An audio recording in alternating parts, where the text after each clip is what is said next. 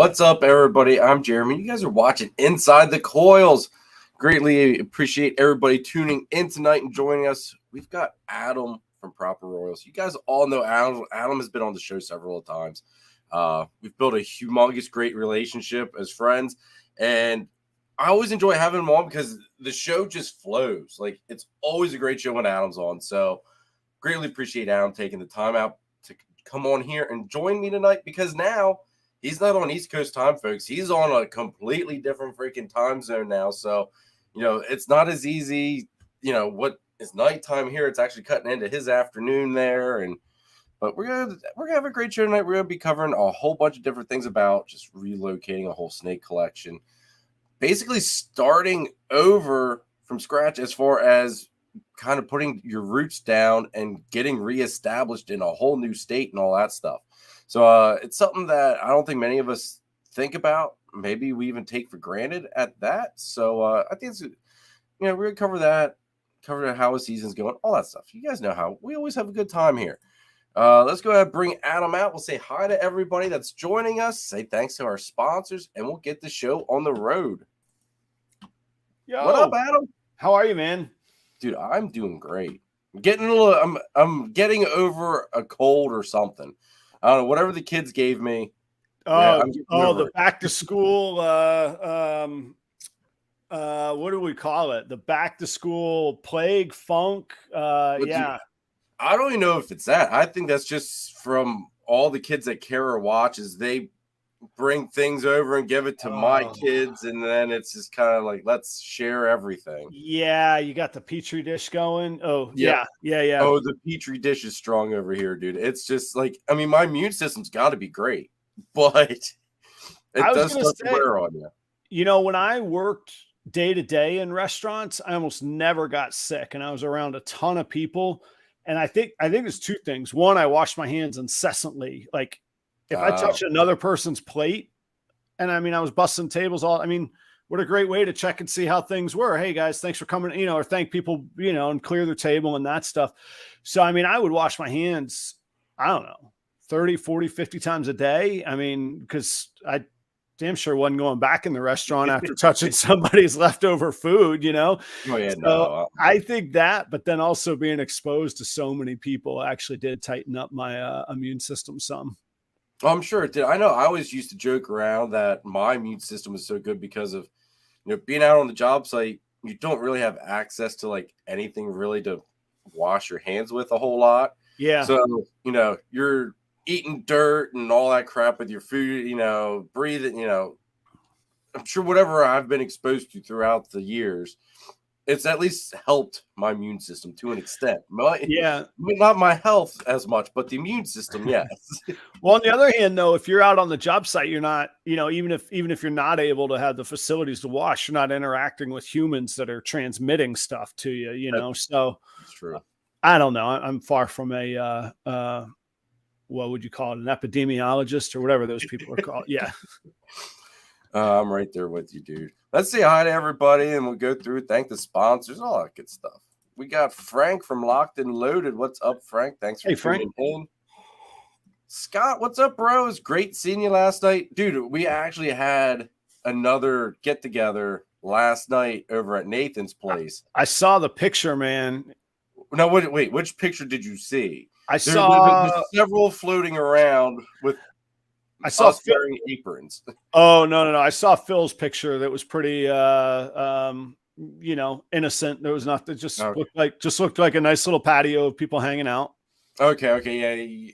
There's a short video out there with a whole bunch of us wearing aprons. I had one on. Chris from BNS had one. I'm trying to think who else. John from Tri4. They were most of the guys were looking like women. We'll put it like that.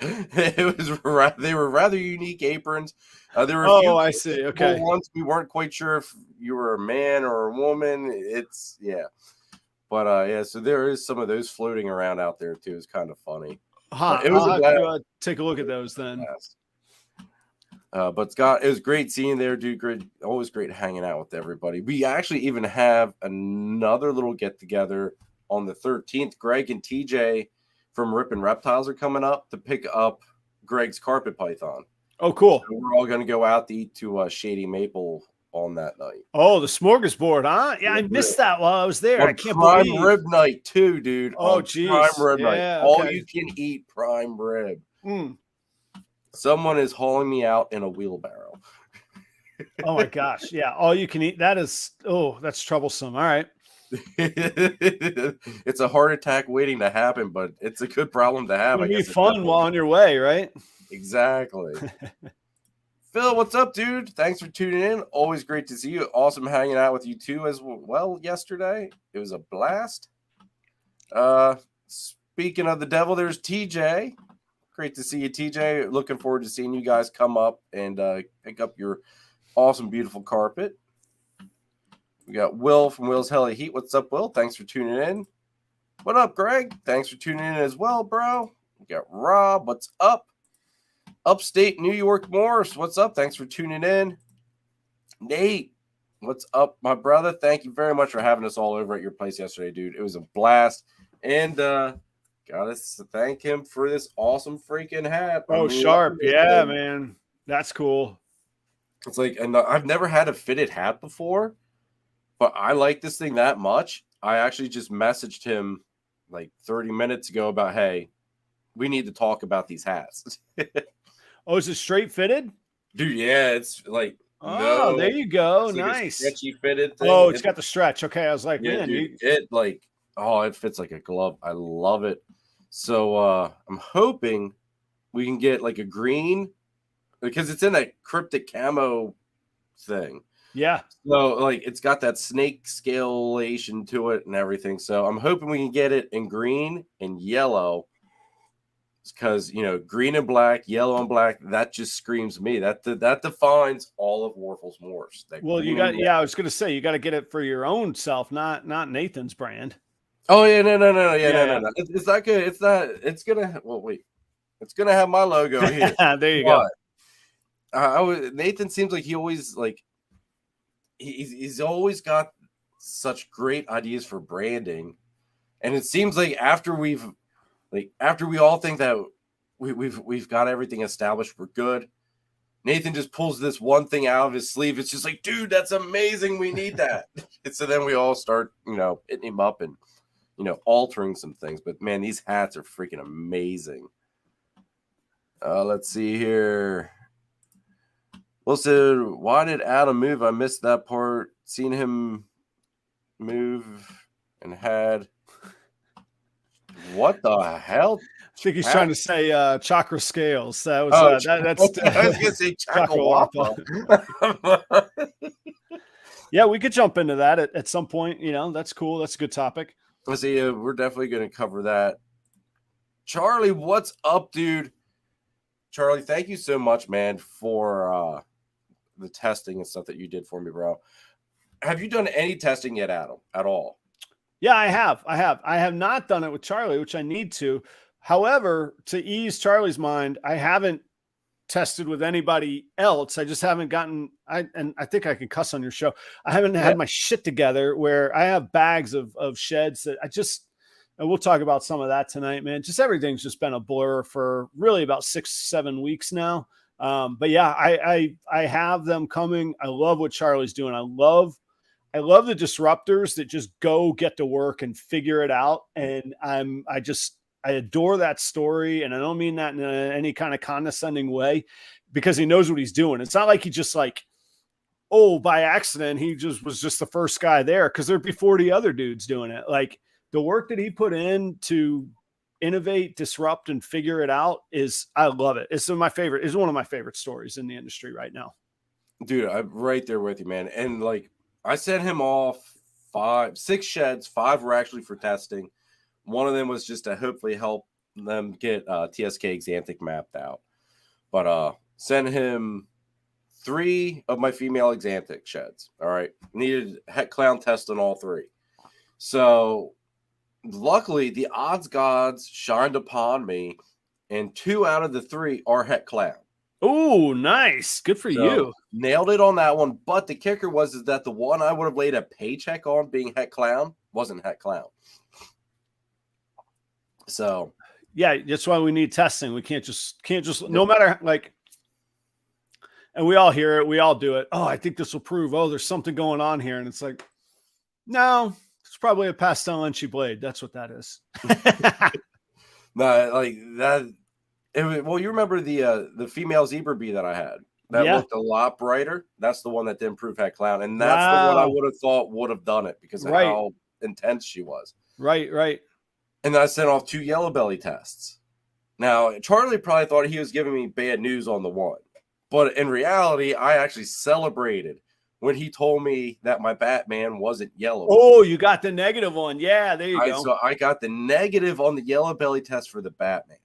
So that leaves 2 options left now. Either one that is one hellaciously awesome colored Batman, or it's Red Stripe.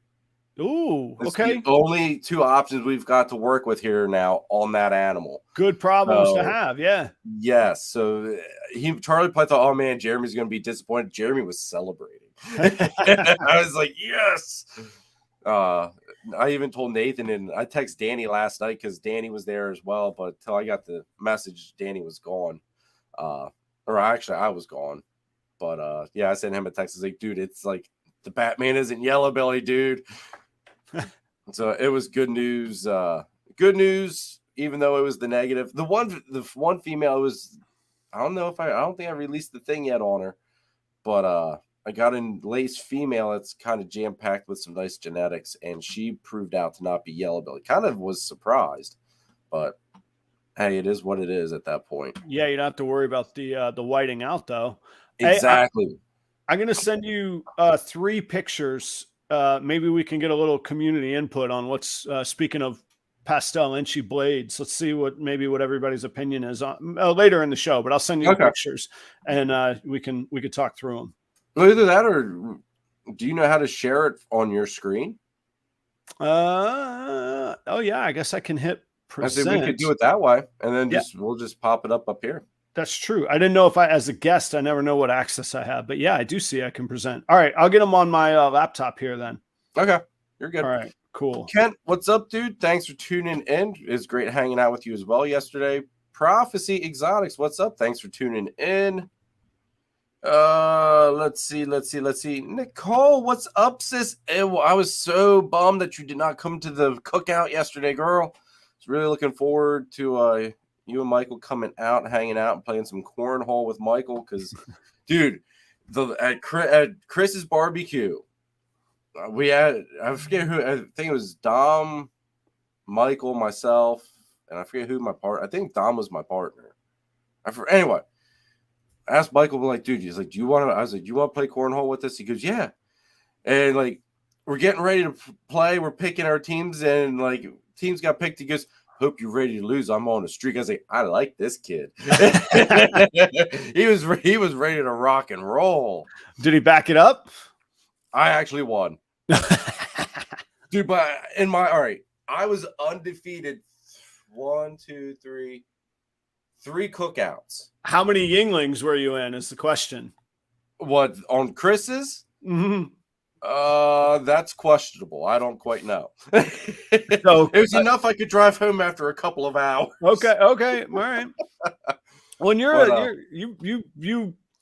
was going to say you're a big dude. I don't mean it that way. You can have more Yinglings and drive home than I can have Yinglings and drive home. We'll put it that way. Dude, I've learned that I think I got my abilities from my father, because my dad would just drink all day while he would be working on something, and you couldn't tell any difference with it, like at all, nothing. And the one party we were at, I was playing cornhole, and I just kept drinking. Carrie finally came up to me. She goes, Jeremy, how many did you like drink? I was like, well, I don't know. I was like, there's my case. And she goes, Jeremy, that case is empty. What case are you drinking from now? I was like, well, then I guess maybe I've started on that other person's case then. Drank a whole case. I didn't even realize it. But man, the corner, it was like I was in a place of zen. I could not miss. I have pool and dart nights like that. I say I have a window. It's usually between like 3 to 6 drinks. I'm pretty unstoppable. Mm-hmm. Before then, I'm thinking about it too much. And after then, well, it's Uber time at that point. Well, see, that's what I went through 3 cookouts, never lost a match. And Nathan's first match laid out like freaking KO, dude, like just TKO. And there was no coming back from it. It was a terrible, terrible loss. Like, it hurt. It really hurt. I think it was like 25-8 or something like. Oh no. Completely got spanked, dude. It was bad. But Mystery Morse, what's up? Thanks for tuning in. Oh, speaking of the devil, Chris, what up, bro? Good to see you. What's up, Chris? Chris is going to be coming out to Shady Maple with us on the 13th. Hey, Zeus, what's up? Thanks for tuning in. Luke, what's up? Creative Genetics, what's going on? Thanks for tuning in. Look, what up, T? Hope the move went well for you, dude. Terry knows what's up, trying to move. Oh, I say he's in Georgia now. Georgia, that's it. I was gonna say, I know he moved to the same place as what Derek did. I just drew a complete blank on what state that was. David, what's up? Thanks for tuning in. Raymary's, God, I probably really butchered that. I apologize. Raymary's Royals, what's up? Thanks for tuning in. New face. Always love seeing new faces in the chat. I think they were in on my show on Tuesday, or maybe the Thursday one. Anyway, but I new name, but I have seen them around though, which is cool. Thank you. Awesome. Well, thanks for bringing them in, dude. I don't know if they came because of me, but hey, either way, they're here, right? Yeah, I'm probably butchering it, but I apologize. But thank you very much for tuning in. Make sure you guys go and hit that subscribe button, please, if you're new to the channel. Don, what's up, dude? Don, you got to get a rack so you can catch some of those babies that you commented on, dude. Kai, what up, dude? Thanks for tuning in. Kai, I was going to wear your shirt tonight, dude. I actually wore it to a cookout or a birthday party today. I was going to wear it tonight, but it did the same thing with my camera that it did when I tried wearing Sammy's like hot pink shirt. The shirt's that bright that the camera makes my face like go super dark and looks like I'm in like witness protection. Oh, funny. Yeah, like here, like see, here's even the shirt, but I don't know if it'll see. Oh yeah, it's just totally. It's funny, man. Like totally witness protects me, and so yep, nope, not gonna work. The ring light Readers Anonymous. Yeah, the ring light dude cannot even fix it. So Kai, I tried, dude. I was gonna wear it and give you a big shout out, but your shirt just does not like the camera, or the camera doesn't like your shirt, one way or the other. But that is a comfy shirt, and surprisingly, it fits. Oh, nice. He asked what size I needed, and I told him I needed a 2X because I'm a big boy, like you said. I mean, you know, I'm not thin. I'm not thin by any means. I got a little bit to me, but Kai just goes, well, I got an XL. He goes, just look at it as something to shoot for in life. Or motivation. Look at it as something as a form of motivation. Something to shoot for. So I looked at it and I was like, I like that. What else did I like? He was right. Like, it's something to shoot for. Let's see if we can't lose enough to fit nicely into this shirt. And it actually fits nice. So maybe it did give me some motivation. I don't know. All right, there you go. Charlie, I wouldn't have a business if you could tell by looking at it. When we were talking about the jeans, he wrote that when the hats, when we were saying, well, you know, that just goes to show you can't tell by looking at it. Yep, that's true. That's true. Clint, what's up? Thanks for tuning in. See here, did I miss anybody? I always shout out sometimes takes so long, right? I'm bad about it. I just skip them. I just go. I try, like, I don't know. I try to catch everybody really quick. Morph Magic, what's up? Dragon Makers, what's up? Pie and Joy. What's up, girl? Pie and Joy just came in too. Oh, Sean came in. All right. Holly, what's up? Holly, you got to send me what we were talking about earlier. You got to send me what all I'm supposed to say and all that good stuff. Sean, what up, dude? Great seeing you yesterday. Sean was at the barbecue. Yeah, I had a great time hanging out with Sean at your place. Ashley Nikita, what's up? That's probably just Ashley, though. She's probably at work, but what's up? Yep, at work, but listening. Ashley is one of our channel members. So everybody, if you're not a channel member and you're interested in it's a nice way to support the channel. It comes with some extra perks. Discounted animals, first access to animals, that type of deal. Definitely check it out. It's a nice way to support the channel. I greatly appreciate it. I do need to get better about doing the members only lives, though. It seems like whenever it suits me to do it, I always put it like we have a group chat on IG. I was like, hey, this is the date I'm thinking of. Who's it work for? And like, it never works for anybody. It's just like, oh, yeah, you just got to kind of pick them sometimes, man. It's hard. I get it, man. I know. Well, yeah, you've got a Patreon, right? You don't do the YouTube member thing, right? No, I just stick with Patreon, and we just did the first total group like video conference. We did it on StreamYard, the same platform here, and and it was cool. We had a good time hanging out, and it was I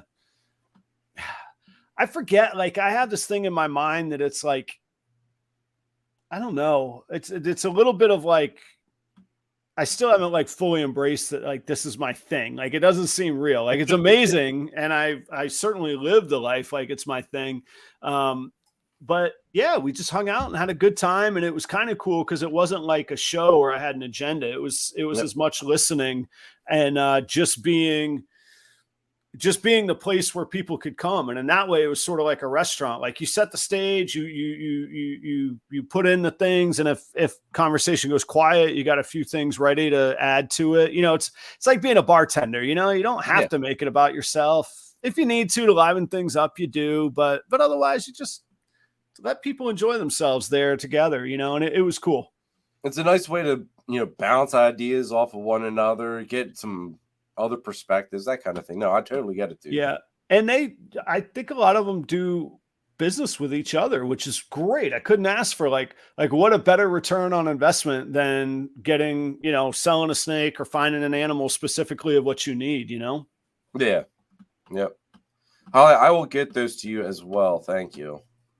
Let's see here. Catch up real quick. All right, I think that catches us up. All right, we're good. So let's go ahead and say thanks to our sponsors real quick, and we're going to get the show on the road. Everybody, make sure you guys are subscribed to the channel.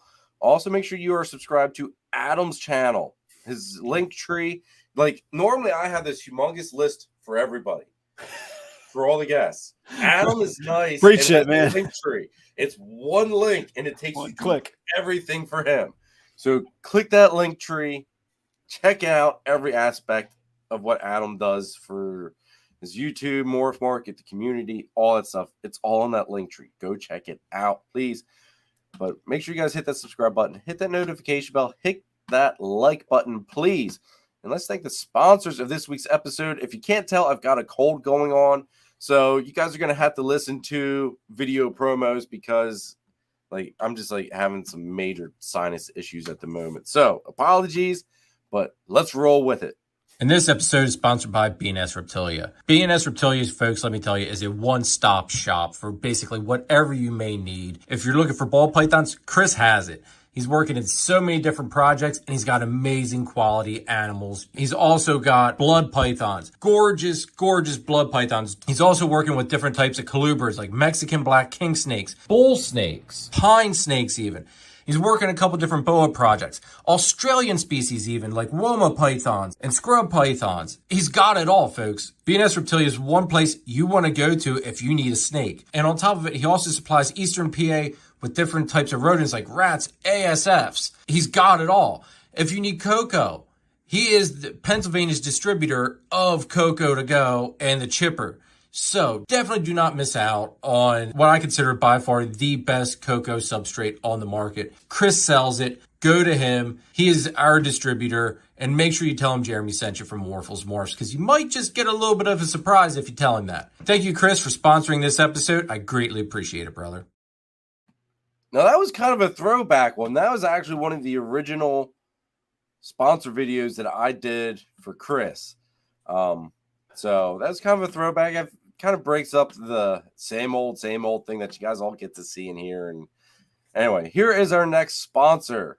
Gettysburg Reptile Expo, LLC is located at the All-Star Event Complex in Gettysburg, Pennsylvania. It's a 45,000 square foot venue with 125 plus vendors and top quality breeders, along with 270 plus tables. If you're looking for a python, boa, colubrid, gecko, lizard, or amphibian, you've come to the right place. Doesn't matter if you're a breeder looking for that missing piece to your project or a pet owner looking for your next scaly friend, Gettysburg Reptile Expo LLC has you covered. Need an incubator or rack system? They have you covered with sea serpents set up there to meet all your needs. The next show dates are November 11th of 2023, March 23rd, and July 20th of 2024. Show times are from 9 a.m. to 4 p.m. Make sure to check them out on their website, Instagram, and Facebook. Mark your calendars because this is one show you don't want to miss. So I'll see you at Gettysburg Reptile Expo LLC.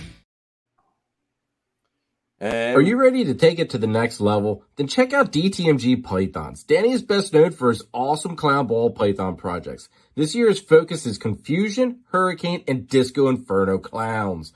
He also specializes in high-end crested gecko morphs such as Exantic, Lily White, and Exantic Lily Whites, along with the Deadpool line of gargoyle geckos.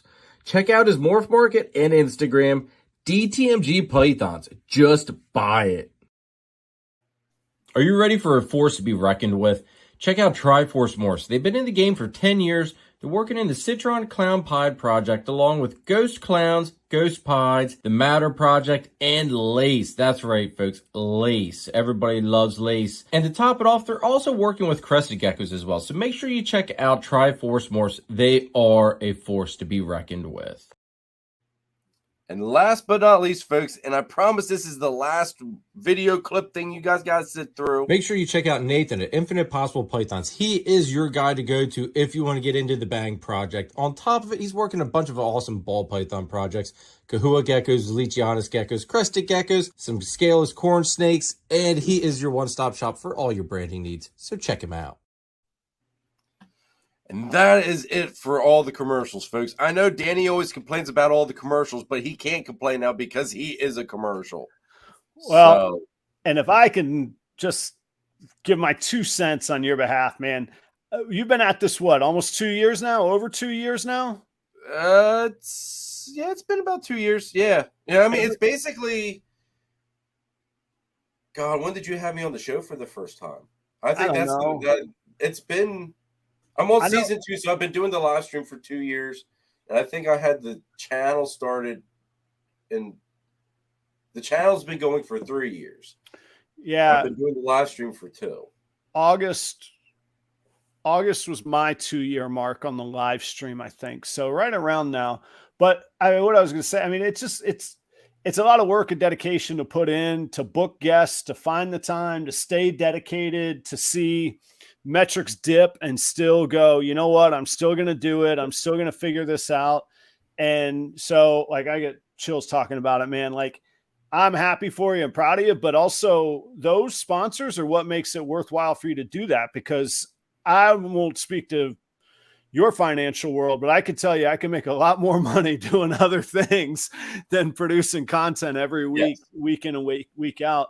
And in that same matter, I'm so thankful to the audience that shows up and the community that I've built. It's forget money at this point. It's become really fulfilling and a kind of almost a release for me and like what I look forward to my hangout each week. But yeah, thanks to the sponsors it's gasoline in the engine. And those are all great guys and great shows and great producers. And they all have their own things to offer. And many of them have offered the same to me. So, I mean, I'm super thankful for those folks too.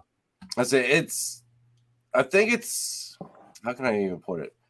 It's one of those things where like, I've never realized, never looked at myself as being what some people are seeing me as to be. I know that sounds kind of odd. Like that's really piss poor way to put it, but like I really suck with words, folks.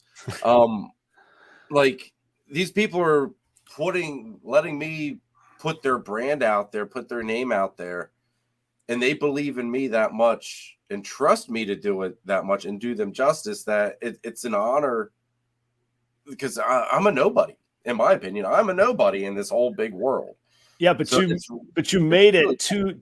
What's the famous Chris Eaton quote? Does anybody know how long 2 or 3 years is? You did just for 2 years, man. That's 52 times a year. You said, I'm going to be there. Yep. I don't know who I'm going to have on. I don't even know who I'm going to like. I know who I'm going to have on mid-October. I've got one booking done in October, and it's October 1st. Like it's insane what we go through. And I don't mean it like, woe is me. It's part of my business, and it's been very, very beneficial to my business, but it is hard work though. Oh, it is. It is. And like, I always used to be like booked like 2 months out ahead. Like I kept myself on a very strict thing. All right. I like being 2 months ahead. Yeah. But it started getting harder and harder to get guests to, say, okay, I'll pencil in for that day 2 months ahead. Well, and after 2 years, the list gets small. When I first started, I had a list of 50 people I wanted on. Now I'm like, I don't know, maybe I'll just roll solo. And it's not because I don't want people on. I feel this pressure, like I should get new people on and fresh content. Yep. And everybody's doing podcasts, and that's cool. And I'm down with it. But if I get somebody on that was just on a different podcast 2 weeks ago, kind of thing. So anyway, we don't have to sit here and lament all night about our challenges. But hey, Luke, reach out to me or Jeremy. I'm sure I find that everybody kind of has their own program and their own way they bring value and benefit to you as a sponsor. So check with us both, check with one or the other, if whoever, whatever makes you happy, but we'd both be happy to talk about it, I'm sure. Oh, hell yeah. Greg, thank you very much, dude, for becoming a new channel member, dude. Greatly appreciate all the love and support. And I cannot wait, dude, for you to get this carpet, man. I'm really excited for you to see this thing. Let's see here.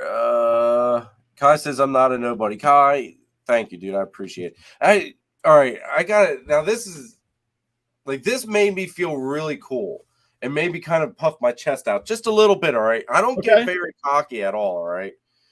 All right, I do get cocky sometimes. But after 12 Yinglings. At 12 Yinglings, yes. At 12 Yinglings, God, I could bench press a cow.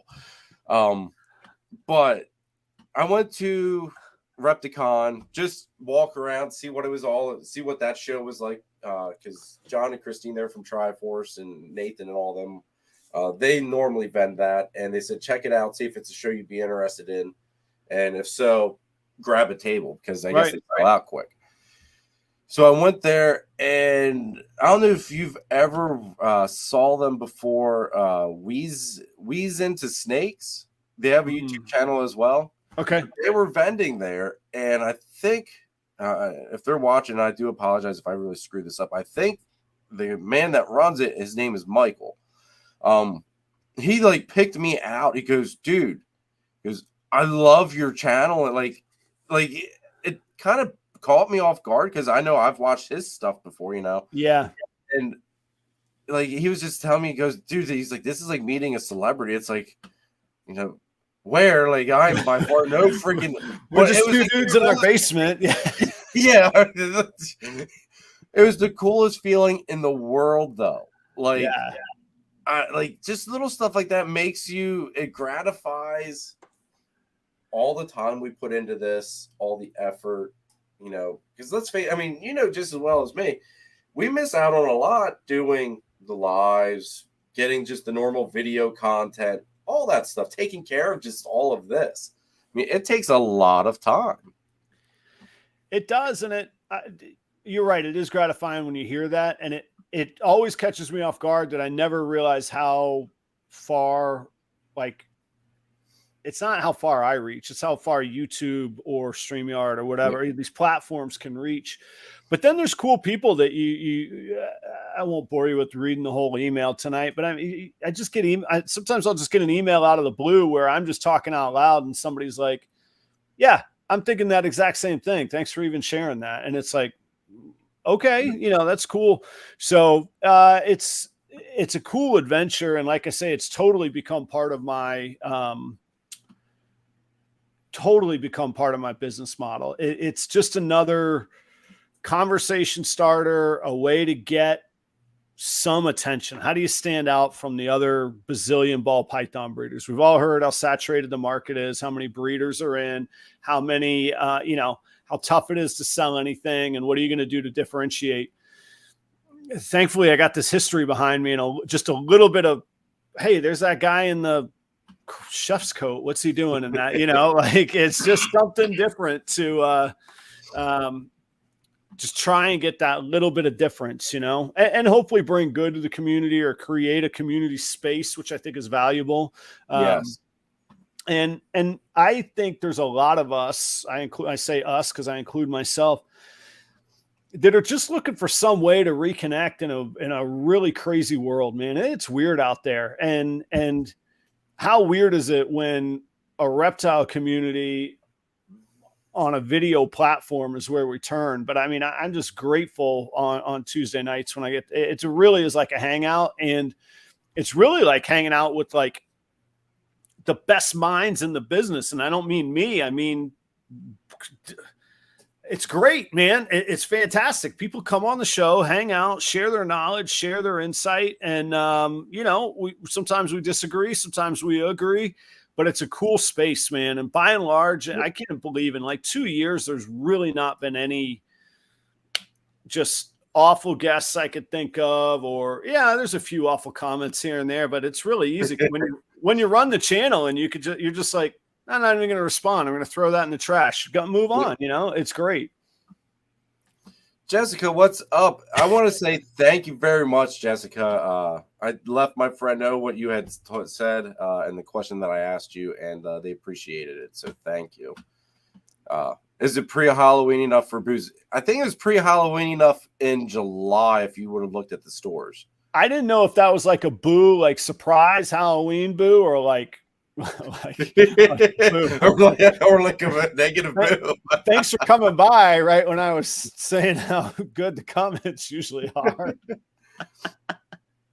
Oh, that was funny. I will, Jessica. I will. Thank you. Thank you. Jessica's absolutely awesome.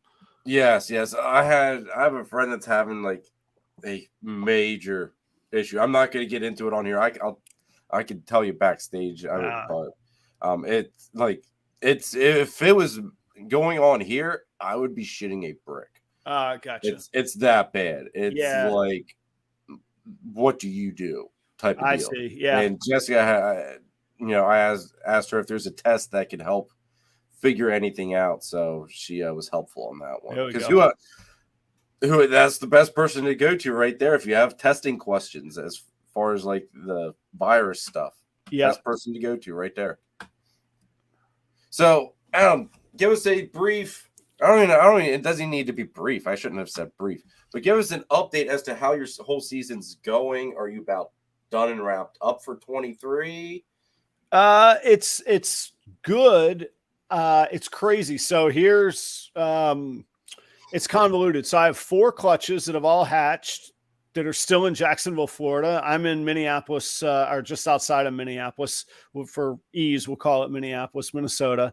I got pretty concerned about moving those clutches. They were fairly relatively new. So my cutoff was kind of like, if I was 5 to 6 weeks in, I brought the eggs with me. Under that, I didn't want to move them. So I found a good friend, and shout out to Justin at Pressure Pythons. He has been fantastic as a caretaker, hatched them all, cut them all. He's getting them all set up and feeding them now. So I've got 4 clutches in Jacksonville. I have a clutch with Shannon at Green Dragon Brokers down in our Orlando area, Port Orange, actually it's Daytona area. That one hasn't hatched yet. And then one of my girls laid while my whole collection was at Taylor's place, Chakra Scales.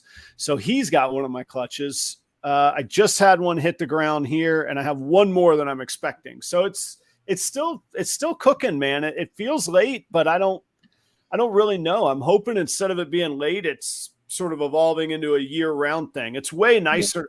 Like I would take 12 hatchlings a month year-round versus 140 in 90 days, man. Like, because you need the space, your timing, your cash flow for buying or producing rodents gets screwed up. There's, the consistency would be nice. So I don't know if that's what I can expect, but that's what I'm looking at right now. See, luckily, surprisingly, I don't know how, maybe it's just by the grace of the odds gods for a change too. Everything here, it is now leveling out to where it's basically all year long breeding. Cool. I don't have a season anymore. It's breeding season all the time now. I've got stuff for 2024 pairing already. I've got clutch number 8 that's due to drop here on the 18th, which is more Exantic stuff, depending who sired it. Well, that'll be an easy tell, but I'm pretty sure it's going to be Exantic stuff because the Exantic males, or the double het Exantic clown male, is the only one that I saw lock with her. So we'll have some Exantic stuff for clutch 8 more than likely.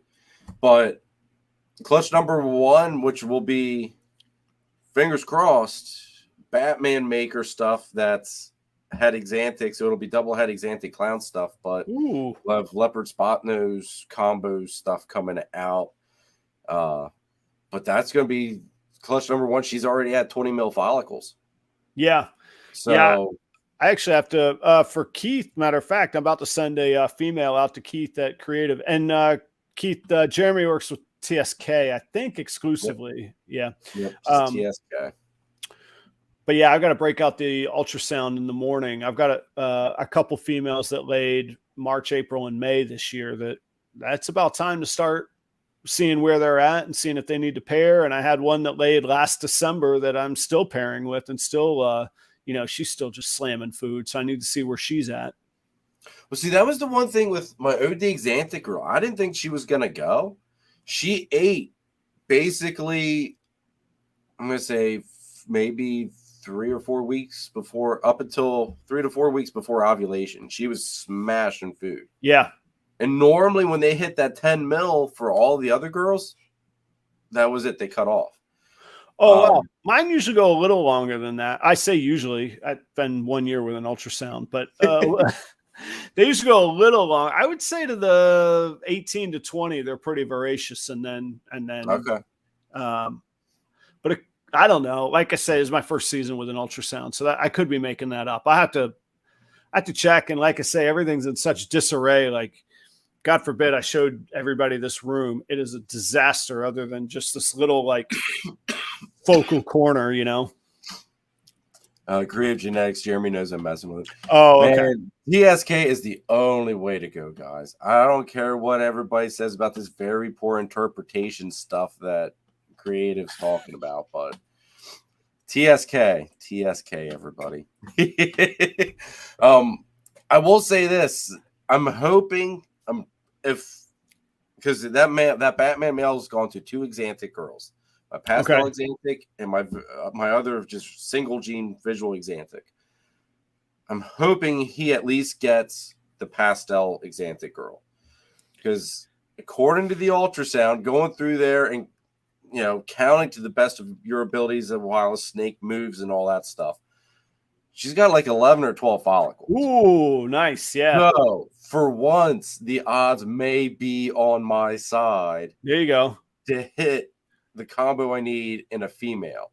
Well, and pastel looks so good in Exantic. I know that, everybody's got opinions on pastels, and generally I don't think it's my first go-to. I don't want to be overrun with it, but in Exantics, man, pastel and fire are my 2 favorite thing, and together, even better.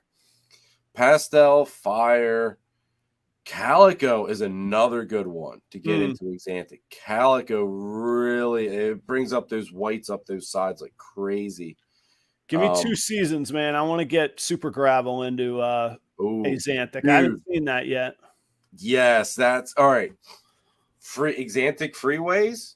Yeah. Or highways, or whichever side of the road you want to go. Right, with. of the complex, yeah. Exantic super gravels or super asphalts would be out of this world. And I think so my problem with, and I'll just speak to super gravels. Those are the ones that I've worked with the most and that I have the most of. I actually don't have any asphalt, spark, and very little yellow belly.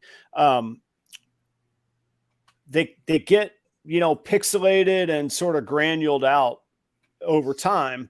Yeah.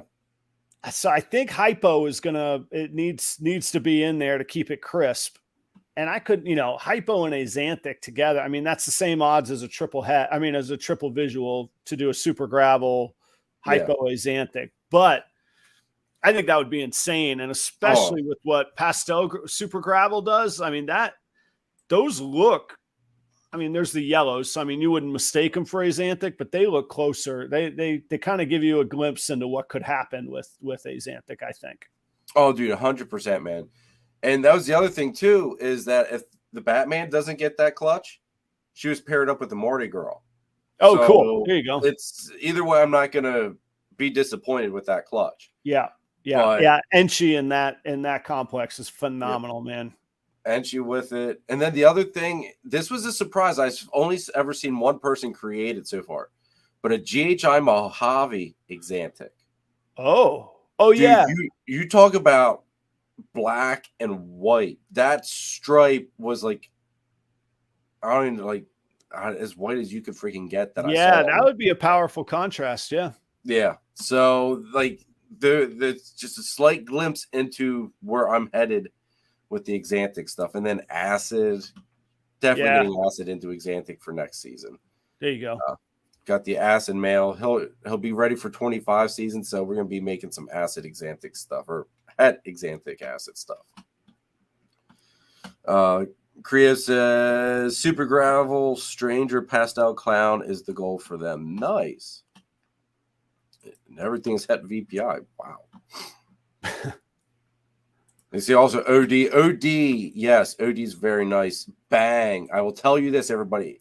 I'm making a plug for Nathan on this one, but Bang will be the one gene you're going to want to have in axanthic. Mark my words on that. I don't know if he's working towards it, but I know him and I have spent many of phone conversations talking about it. It's just a matter of, working that corner a little bit harder and getting that money coming in. I was going to say, man, yeah, the time, the money, and then the patience. It's just, it's hard. Ooh, yeah. But it's coming, folks. It's coming. So let's get into this, the whole pick. Like, you were super established in Florida. Like, you had it down. Yeah. What's it been like moving to a whole new state, basically across the country and way up north? Like, all right, first of all, some of those video or some of the lives I see you in when you're outside, you look really cold, bro. Like, you were in your vest the one night, and I felt bad for you because you looked like you were cold. Those were stupid cold. Yeah. So that's when I was at the rental house. They were stupid cold. But then today and yesterday, it got to 90 here. It's October and it's 90, man. Yeah. I was like, what? The cold, I'm just gonna have to deal with. I lived in Maine growing up. My wife's family is from here. So, and that way it's a good fit. And I don't know if you want to go all the way back into kind of like how it transpired. But as far as being here, it's going okay, but I really haven't had much of a chance to establish myself locally. I will say, and I got to give like serious thanks first and foremost to Chakra Scales. Taylor and Danny made a lot of this even feasible. I would have figured something out, but it would have involved renting space or finding like the next closest person I knew, which might have been like Jeremy and Holly in Indiana, 10 hours away, or, we didn't have, the weird thing about our move is we couldn't buy the house in Minnesota until we sold the house in Florida. So it wasn't like we moved, got established, got the animals here, and then sold the place. So when we were in that rental, we literally didn't have a place. I mean, that was an Airbnb we were in when I was doing those lives in my vest outside on the porch. That's where the best Wi-Fi was from, like the little like resort office. So That was super challenging, but they've been great. Joe at JSA is killer. He's helped me out a lot since I've been up here. And then a few other people around have reached out to me. If you guys saw my show on Tuesday, the first show I've ended in Davenport, Iowa was terrible. It was zero revenue, nothing, no good there. But I had no idea the geographics of it. So I'll assume most people don't. Davenport's 5 hours south from me. So I don't see that as I don't see that as my like an immediate neighborhood. So this month I've got Tinley coming up, which I do need to talk about and plug just to give some thanks. Yeah, give us some insight on that one, because that's a really cool deal you got going on with that one. So in as much transparency as I can make it, which is really full transparency, there might be one little tweak that makes it even bigger, but I don't think that I don't know that to be a fact yet. Robin at Redline, he organized that I got half a table, to vend, and we all know how hard it is to get into Tinley. I don't know that my stock is Tinley worthy, but I'll let the market decide that. I'm not going to talk myself out of it before I do it. What's the worst that can happen? I go have a presence and be at Tinley and I learn, so I'm going to go do Tinley. Chris at S Reptilia, he and I, he's been gracious enough to open his doors where he's crashing or where he's staying to let me crash there. So that's really working out well. But all credit to Robin and Redline. I mean, I'm a spreadsheet guy. I'm a process and system guy, but there are, just like doing these shows, there are things that don't fit on the spreadsheet, and nowhere in any spreadsheet crystal ball could I have predicted that Robin was going to out of the blue go, "Hey, Adam, why don't you come hang out at Tinley? I'll take care of you." I said, that's a big opportunity, right?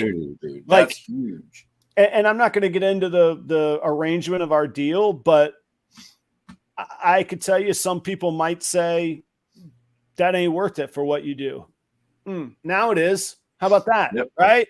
So like, I'm a big believer in relationships, putting the best foot forward. What did I have to lose? Partner with a really well-known brand and see what happens. Okay. Here I am vending Tinley. So that's cool.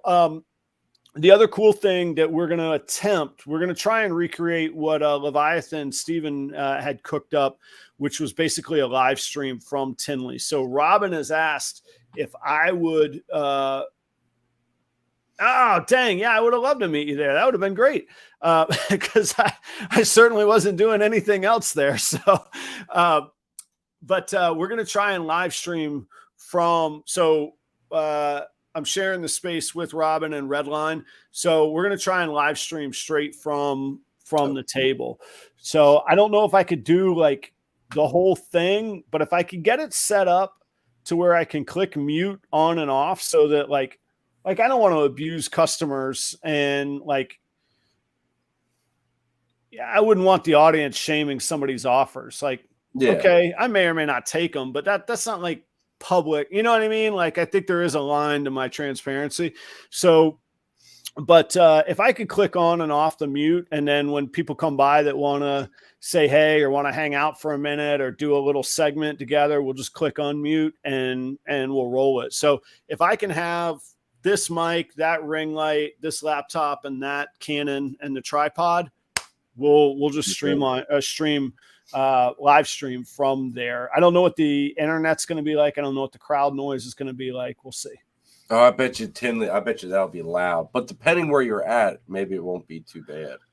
Well, and I'm pretty, I've gotten pretty good with this mic, and then my camera actually has a pretty good Rode mic on it as well. So I think I could tweak it in, or just say, hey, you got to get close right on here, kind of thing. We could be the prominent voice anyway. Big red on air sign would be fantastic. That'd be killer just to leave on. Because I do think that I need, and like in both in just kindness and fairness, but probably in legalness as well. I probably need a sign that says like, video broadcasting in effect right now. I didn't think about that. That might be, you might be on something with that. Yeah. Upstate New York Morph says, yeah, bandwidth will most likely be an issue. I think so. The question is, can I get on a private Wi-Fi? Like someone's hotspot or something like that. Yeah, and I might even be able to have my own hotspot, but like, if you know how there's always the public Wi-Fi, but if there's like the corporate Wi-Fi, and again, doesn't fit on a spreadsheet, but of any people who will know, I think Robin would know somebody that could hook it up. I was gonna say, be able to pull a string or two or something for it. Right. See, I had thought about doing something similar at the Gettysburg show, only it wasn't going to be live. I was just going to record it and then turn it into a video of itself of like, I don't know, 3 or 4 interviews, something like that. That's at minimum definitely going to happen. So if I can't pull it off live, or it becomes, hey, if I get so busy, I can't even do interviews because I'm selling, fantastic, eyes on the prize. But then that's what we'll do. I'll set up. And there's like, most people are getting in either Wednesday or Thursday. So let's just say Thursday night, Friday night, Saturday night. And then like I'm staying Sunday night as well, because I've committed to some labor for Robin as well. So I'll be helping him load and pack up and all. So, I mean, there's 4 evenings of after hours, interactions, time for interviews, all that kind of stuff too. So one way or another, there'll be content from Tinley for sure. See, that would be great. But like I said, like I thought about doing something similar. My issue is when the show starts, before you know it, the show's over. And it's just like, well, hell, I wouldn't have been able to do that even if I tried. Like, so that might be something where you might run into that, where it might have to be like pull somebody to the side after the show, just because if I had to bet, dude, you are going to be super, super busy, and like it's going to be crazy for you. Yeah, well, I hope so. Thank you. It's also in the lobby. I think my animals will be the first animals that anybody sees going into the show. That's a good thing, I think. And like I say, I got a little bit of self-awareness. I know I'm not bringing any, DGA Xanthics. Like I might not be what they're coming to see,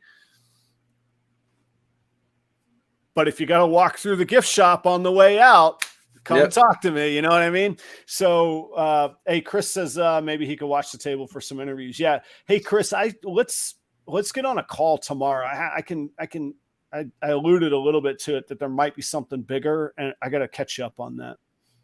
Ooh. Matt, what's up, dude? Thanks for tuning in. Great seeing you last night, dude. Yeah, see, here's my thing, though. Like, you say on how, like, you don't know if your animals are Tinley quality or up to Tinley standards. Dude, I bet you'd be surprised with how many people go into that show not looking to drop 20, 30 grand or 10 grand. Like, I bet you there's a lot of people that, just like any other show, they're going out there, and if you've got that sweet spot of like that 1,000 and below, I think I'm convinced that 1,000 and below, and even depending where the show's at, the 500 and below, I think that's the sweet spot at some shows as well too. Like, if you can hit that at mark, I think you're golden. You've probably heard me say, like, I specialize in between $400 and $700, man. Like, I want to make bigger, better, higher dollar snakes than that, but I also think you can make a living, maybe not a living, you can make a business out of the $400 to $700 snakes. So, yeah, I'll see. And I'm a big believer in, like, I'm going to screw it up. And the title, there was a book maybe 12, 15 years ago called, like, the book was just called, like, Shit My Dad Says, I think is what it was called. And I picked it up in an airport one time, and the very first page was like, it was just a book of quotes and stories from his dad. And his dad said, don't ever, it's a little bit crude, but don't ever give women the reason not to, sleep with you. They'll figure it out on their own. And as crude as that is, and screw that mentality, but the idea of don't tuck yourself out of stuff. Let the market decide. Bring your best. Exactly. If you have something good to offer, bring it, and it'll work or it won't. And okay, then you go from there. But why would I vote against myself to begin with? So yeah, I'll be there. Will it work? I don't know. If I do, Daytona actually was mediocre for me. It was good enough, and I made money, and I certainly covered a blast of a weekend. It was fantastic. So that in that way it was great. If I do what I did at Daytona, fantastic. I think I'll do better because of location. I was at the last table in the second room in Daytona. I think I'll do better, but there's things you can control and what you can't control. All I could control is the show that I put on, and then I bring it, And the other thing is too, and this has been pointed out to me by many, many of friends, is that you and I having a YouTube platform, I never really looked at it like this before, but it allows us to reach out to so many more people. People can put a face to the name and a voice to the name. They develop that relationship, so to speak, with us just by watching and commenting and all that stuff. Right. That in itself helps, during these hard times, it helps us not feel the hit as hard as what some other people are feeling. I think so. And it's someone's going to want to own that Adam from Proper Royal snake. No matter what it is, they're going to want to get a snake just because you produced it. Well, and I would even say, and that could be true, but I would even say if it's my snake versus an identical snake, hopefully I've instilled a trust factor or a Adam really cares factor, or damn, he's got that big sink, he must clean a lot factor. Something, right? I mean, that's what I've tried to convey all along, and it's not an act. I think you've seen after 2+ years, keeping up an act is really impossible. I think I am who I am coming through the screen. Yeah, no, that's one thing. For me, for instance, there's no way in hell I could keep an act up for 2 to 3 hours. There's no way in hell I could do that. How about for 2 to 3 years? Yeah, exactly. Yeah, or 2 to 3. Yeah, what you see is what you get, everybody. I mean, it just, this is it. Thanks to upstate New York Morphs. That's really kind. Thank you. Yes, Adam, all those say that about your snakes, people may buy from you just because who you are as a person, to be honest. I totally agree. Kike, what's up, dude? Thanks for tuning in. Kike, excuse me. Hopefully your ears were burning a little bit yesterday. We were talking about you and the carpet you got. It seems like he got a carpet python. Nice. He did get one of the carpets that I produced. Now, here's the funny thing, though. Is it a normal or not? It's a jungle. It's as normal of a jungle as what you can get. I don't even know when it comes to carpet python. That was a Kike joke versus the carpet python joke. Yeah, because of the normals. Yeah, I got it. But he got a plain jungle from me, so that's about as normal as you can get of them. But it seems like everybody that got one, it left here for the most part tamed out.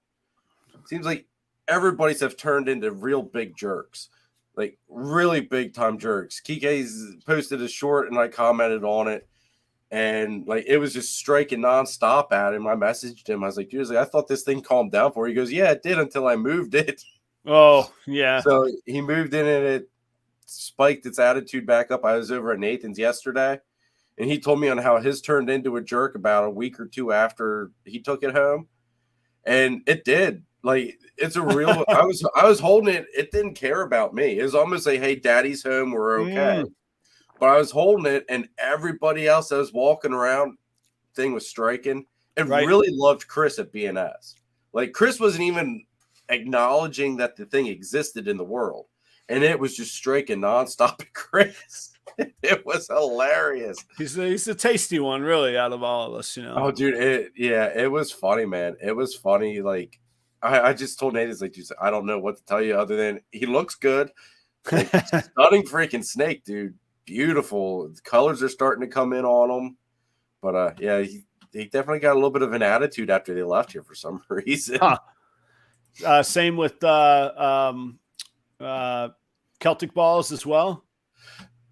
There's tamed out. Last I asked Angie, she didn't say if theirs got feistier. All they had said was that he's doing good, and Jeff was working with him a little bit, so he can't be doing too much if Jeff is holding him, because Jeff doesn't like to get bit. Yeah, I wouldn't care for that either myself. I was gonna try just for Jessica to be like, "Hey, girl, I got you a sink," and I was gonna show it, but then I screwed up my camera, so we'll just let it be for now, and you know, you just gotta wait till it's gonna be in a nice shiny white floor, clean painted facility, and that we're close on it. See, now you've got to get someone to take a picture of you sprawled out over the sink, kind of like posing. Like, you got to do it, dude. You've got to pull it off. The old I realize that I'm old now because I still make Seinfeld jokes, and now I'm starting to get people like look at me, and I was like, "What are you talking about? You don't know what I'm talking about?" And they're like, "Yeah, I didn't know what my mom was talking about on I Love Lucy either." And I'm like, no, I'm not that old. And I'm like, "Oh yeah, this has been a while." Anyway, it has been a while. I love that show. The George Costanza, you know, when he's trying to flirt with the picture, like the 1 hour turnaround camera pictures, he starts saying, "I got to do one of those poses on the sink." Yeah. Oh, dude, you have to, man. Oh, like tasteful sink nudes, huh? I could like be in the basin, like just leaning on the edge. A proper Royals calendar, and just have like throw in a couple of months. You have snakes in a couple months, and then a couple of months it's you posing with the sink. No, you guys got to come through for it. Yeah, I'll be the December. I'll be the Christmas present for you. And you know, hey, maybe you get a ball python to ball up and you know, cover the area. Just throwing out ideas here. Just thinking out loud. Times are tough. I've heard you know, OnlyFans or whatever that thing is doing well. You know, you never know. Dude, you might be on to something. I'm telling you. Jessica likes the wine. Yeah, that's true. Malaysia, what's up, dude? Thanks for tuning in. Good to see you. What's going on, man? Mystery Morph says, Adam is an awesome guy. I've met you a few times at shows in Central Florida. Thank you, man. Wheeze into snakes. We were talking about you. It was actually, we were talking about the show too, because like it was great to meet you, dude. Michael, if I'm not correct me on it, but pretty sure it's Michael. But man, like you completely like made my day. Like you made me feel like a celebrity, even though I do not view myself as a celebrity. It was really, really awesome. It's great meeting you. Chris is sexy. God, Chris.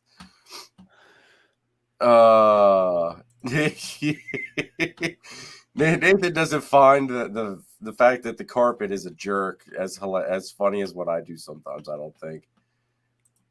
Yeah, Sean, hi, enjoy. Sean says his is going through the same thing too. I hate my parents' phase. Yeah, because they got the one female, him and his wife. Oh, good for you. You moved a lot of those then, huh? Dude, they never hit Morph Market. Good for you. That's a good sign, man. Oh, dude, it was like my jaw dropped at the fact that they went like they did. The only issue is that there's still one, and I feel really bad because it's the one Greg picked for him to hold back, you know, for him to get as his. Right. The thing still never ate since July. Oh, wow. Really? It's taken assist feed on a mouse pinky, and it took an assist feed on a rat tail. But any other time I've tried to assist feed or force feed this thing to get the gears moving on it, it pushes it right up. Like it won't take anything. So yeah. Nathan and I were talking about it. And he said, he goes, bring it down here once, maybe the car ride, the change of scenery, the change of smell, all that stuff will trigger something. So Yeah. I took it down yesterday. It's at Nathan's house now. So we'll see if whatever. And it might just be one of those, it's a failure to thrive type of deal. Yeah, I've got my 2 twin ball pythons that were great. Like, what a surprise. It was real cool that I hatched twins. I'm having the same challenge with them. I went with an assist feed, didn't work. So I'm going to go on to rat tails here. Actually, probably tomorrow. Actually, I'm probably going to cut the rat tails tonight and then thaw them and feed them tomorrow.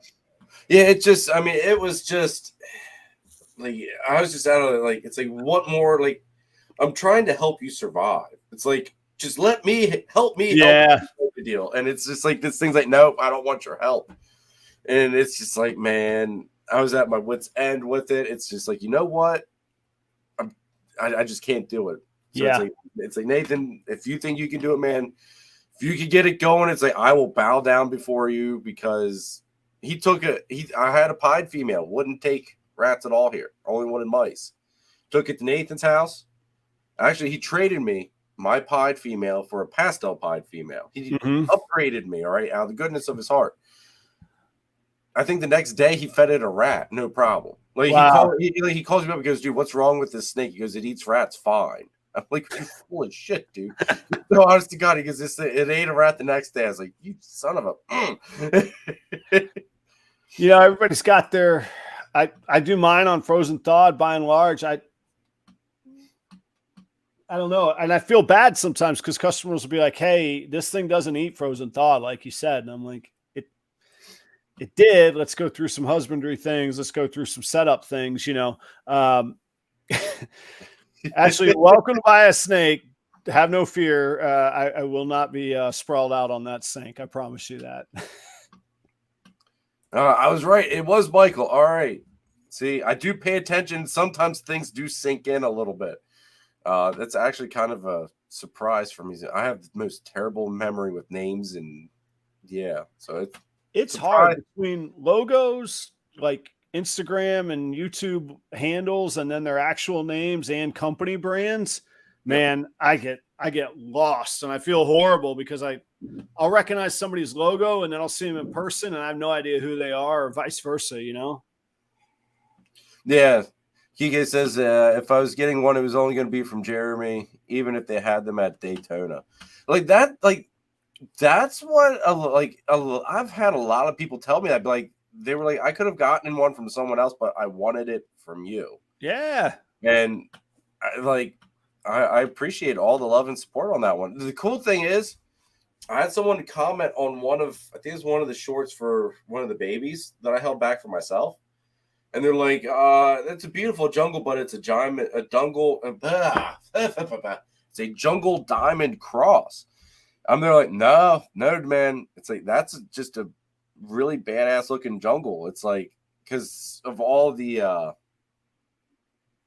tipping that the two that I held back have, it looks very reminiscent of a diamond python. So a lot of times the diamonds and jungles, if you pair them together, you get this snake that just looks very speckled. I see. Black and white speckling. And it's like, no, it's like, these are jungles. It's just dad's got a lot of the tipping in. I'm going to say probably 90% of these babies had that beautiful tipping going on. I won't lie. I'm out of my element when it comes to carpet pythons. But both parents, is it just like ball pythons? Both parents being a jungle would mean that the babies have to be. Yep. That's the only thing it can be. Yeah. Like a jungle, you view it as just a normal. Okay. When there's different localities of carpets. So that's where you get into your jungles, your coastals, your diamonds. It's still a carpet python, but just due to where they're at in Australia, the looks change a little bit. Yeah. The sizes change a little bit with them. Well, that gene pool. Yeah. Yeah. I mean, now there's not as many genetic morphs in the jungles as what there is with the coastals and stuff like that. Like it's really weird. And plus then they start reclassifying stuff now too. So yeah, okay. What was coastal stuff is now classified as jungle stuff, and it's gotten really muddied the waters up a little bit. Okay. Oh yeah. Oh god, yes. This was funny. I don't know if I told you about this. TJ, which is Greg's wife, like as soon as she heard that I was having these jungles, she messaged me, reserved one for Greg. Right. And Greg had no idea that any of this Oh, had been going on. It must have been going on for months. Right. And all these people that Greg would be on like Hair Down Fridays with and stuff like that would be trying to sell Greg a jungle carpet. And I messaged TJ the one time, like, because Greg was like, you could tell he was ready to like just throw the money down. Yeah. TJ, I was like, if you still want this thing, he's like, you need to tell this man, like, this man's like ready to, he's gonna just let it slip. Yeah. And so needless to say, I don't know how we kept it from him for so long, but it was a big surprise for him still. I have no idea how we were able to. And he didn't buy another one, huh? And he never bought another one. No. Oh, nice. That's good. So it was funny because like I'd talk to him a little bit, but I had a hard time talking to him because I didn't want to let something slip. Didn't want to let it slip, right? So I kept the answers always short with him a little bit. So it's like just go away, Greg, until you get your freaking snake and we can talk like I want to. It was a rough time. How many did you move? The clutch was what, 7 or 8? Do I remember that right? It was 11 eggs, 10 hatch. Okay, cool. And 9 of them sold. There you go. So all that's left is just that one that we have to get thriving yet. Oh yeah. No holdbacks or any reason to hold them back. I mean, none of them made it to. Did we freeze? No, we're good. I'm here. Yep. Okay, we're good. It kind of like froze up there a little bit. Gotcha. No holdbacks or any reason to hold any of them back. Oh, actually, no. You're right. Sorry, I sold 7. I held 2 back, a male and a female cool. pair. Okay, there you go. So yeah, I sold 7. I included myself into the moving of them. Yeah, sold 7, held 2, 7, 8, 9. Yeah, and held 2 for myself, male and female pair. I'm not planning on changing my mind on holding them back. They look very similar, so they both gotta have a lot of that tipping aspect. So down the line, pairing them together, I'm hoping I can get less of the actual yellow pattern and make more of a just tipped snake, basically. What is this tipped? What does that do? The best way to explain it is to show you. Okay.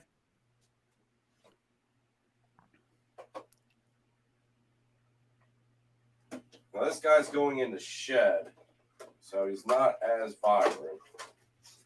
But this will also make Nathan jealous and everybody else that's got a feisty one because this one doesn't try to kill me. So you see, let me get rid of Ed's comment here. Ed, what's up? Thanks for tuning in. You see all this, like in here where it's kind of like blushing almost? Yeah. On the lower portion, like on the lower portion. Yeah. Now that's actually little scales that will turn yellow and have a black outline. Right. Okay. And that's what they call tipping. It's just the black outline on the scales. Okay. I mean, so you can see on how he doesn't have like a very defined pattern. It's very random, but it's a lot of that tipping. So I'm hoping I can breed out all of this stuff that would be solid pattern and just have a speckled snake essentially. It would almost look like a Florida king snake. There you go. Okay. Kind of like that speckling to it. Yeah, that's a great looking animal too, dude. And yeah, they have calmed down. Like I remember you showing them off as babies. They were fighting everything everywhere. Yeah, this is actually the male. He's probably actually the coolest one out of the clutch. That's cool. But no, super calm. They're chill. They do not live up to the carpet reputation. I don't think anybody's told them that they're carpets yet. So. Oh well, they're hanging out with all the ball pythons. That's why. Oh, that might be. Yeah, they're having an identity crisis, possibly. I guess. Right. That's right. TJ says so many people got threatened on that surprise. So many people ended up keeping that surprise. Oh, that was funny. All right, so Matt, you gotta Matt and Ed are the ones that dethroned Danny and I at the cornhole championship here at Nathan's. Now, Ray, what's up, Ray? I can't wait to see you at Ray. Tinley, man. Good to see you, dude. Thanks for tuning in. Greatly appreciate seeing you in the chat. Hope everything's well. Yeah. So now back to topic a little bit. We really, this is just how it's it is. Hanging out, right? We're just hanging out. We really take some really rough, hard rights and hard left turns here. So what have been some of the challenges you've experienced with planning down, establishing new connections, that type of deal? Because that's got to be tough. It is. It's doing a lot of. It's doing everything I've learned at a fast forward pace. So establishing myself at shows. I've signed up for, I think there's 8 shows between now and the end of the year. There's only 13 weekends in there. So like, good God. Right. Now yeah. Sheesh. So, but the idea behind that is what I learned doing shows in Florida was it took me 2 or 3 shows for people to start recognizing me, trusting me. Hey, I talked to that guy last time. Let me go say hey to him this time. Realizing that I'm in their market. So I don't know if that'll prove true here. It's just what worked last time. So I signed up for all those shows and I'll jump out there. I post on the local Facebook groups almost daily. I know we all cringe at the local Facebook groups. I get it. Right. On the other hand, I want them familiar. And so I watermark all those pictures with my logo, which I normally don't do and take the time to do. I want them to be like, because the other thing, most groups you can't join as like your own business or group page. Yeah. So you have to like, they don't know that Adam is Proper Royals. Right. So I want them to start knowing that and realizing that, hey, I'm here in this metro area. And the other thing I didn't realize until I got here was that Minneapolis, St. Paul metro area is 3 million people. Like this is a big market. So if I can be, the faster I can be viewed as worthwhile, trustworthy, somebody to look to, I don't need the celebrity, but okay, fine. If that's part of it. So all of those things I'm doing right now are to just get people familiar with Proper Royals, and Adam is Proper Royals. Okay. And the other problem though, is that it just takes time. Like I can want to do all 8 of those shows. It's going to take me 90 days to do them. I'd love to do them in 2 weeks. Like I'm not crazy. I probably would not be, it would probably be horrible for my snakes, but you know, that's going to take a little bit of time. So keeping this thing up, you know, just buying feeders from people. I do have some that only take live. So, you know, getting to meet, like I say, Joe at JSA, and I'm not above, well, I needed them anyhow, but a great way to make relationships is to buy a snake from somebody. I dropped some money at Joe's and they were a screaming deal. He hooked me up. Fine. I think he needed the space more than wanted to hook me up, but whatever works, fine. I'll take the hookup. He gets the space. So all of those things, I just try and do. It's the big fast forward version of Instagram. I try and do a little bit every day. I try and do something to stay relevant every day. And the sales haven't been great, but they've been okay. They've been all right. It's not my worst month of the year. So it's going all right. Are you doing more sales on Morph Market or just through Instagram, the YouTube, all that stuff just kind of working for you? There's a little bit from Morph Market. And when I say a little bit, like $300 in the last month to, just to be brutally honest. You're doing better than me. Yeah. I mean, Morph Park has been dead for it's been dead for at least a month. I hit a high spell there where it was I think I was shipping out snakes just about every week for 3, maybe almost a month. I was shipping out snakes almost every week. Yeah. And then it just stopped. And I have more snakes on Morph Market now. Shameless plug, everybody. Go check out my Morph Market. There's lots of new snakes on there. There's there's a Proper Royals link tree right in the description. You can check it out. Yes. No, but all cynicism aside, in Florida, what had really become my market was shows and the Proper Royals community. So whether it be snakes, the show on Tuesday night, Instagram, or Patreon, and that's still what I'm seeing now is build a little bit of conversation of here's what's coming, show video, show picture of it. Either people want it and they know that they want it, and I'm a trustworthy avenue for it, or they look at something cool that maybe isn't getting all the spotlight right now. I'm just I'm high on super gravels right now. I'm going to stay that way. I've invested a lot in it. I think them and recessives is fantastic.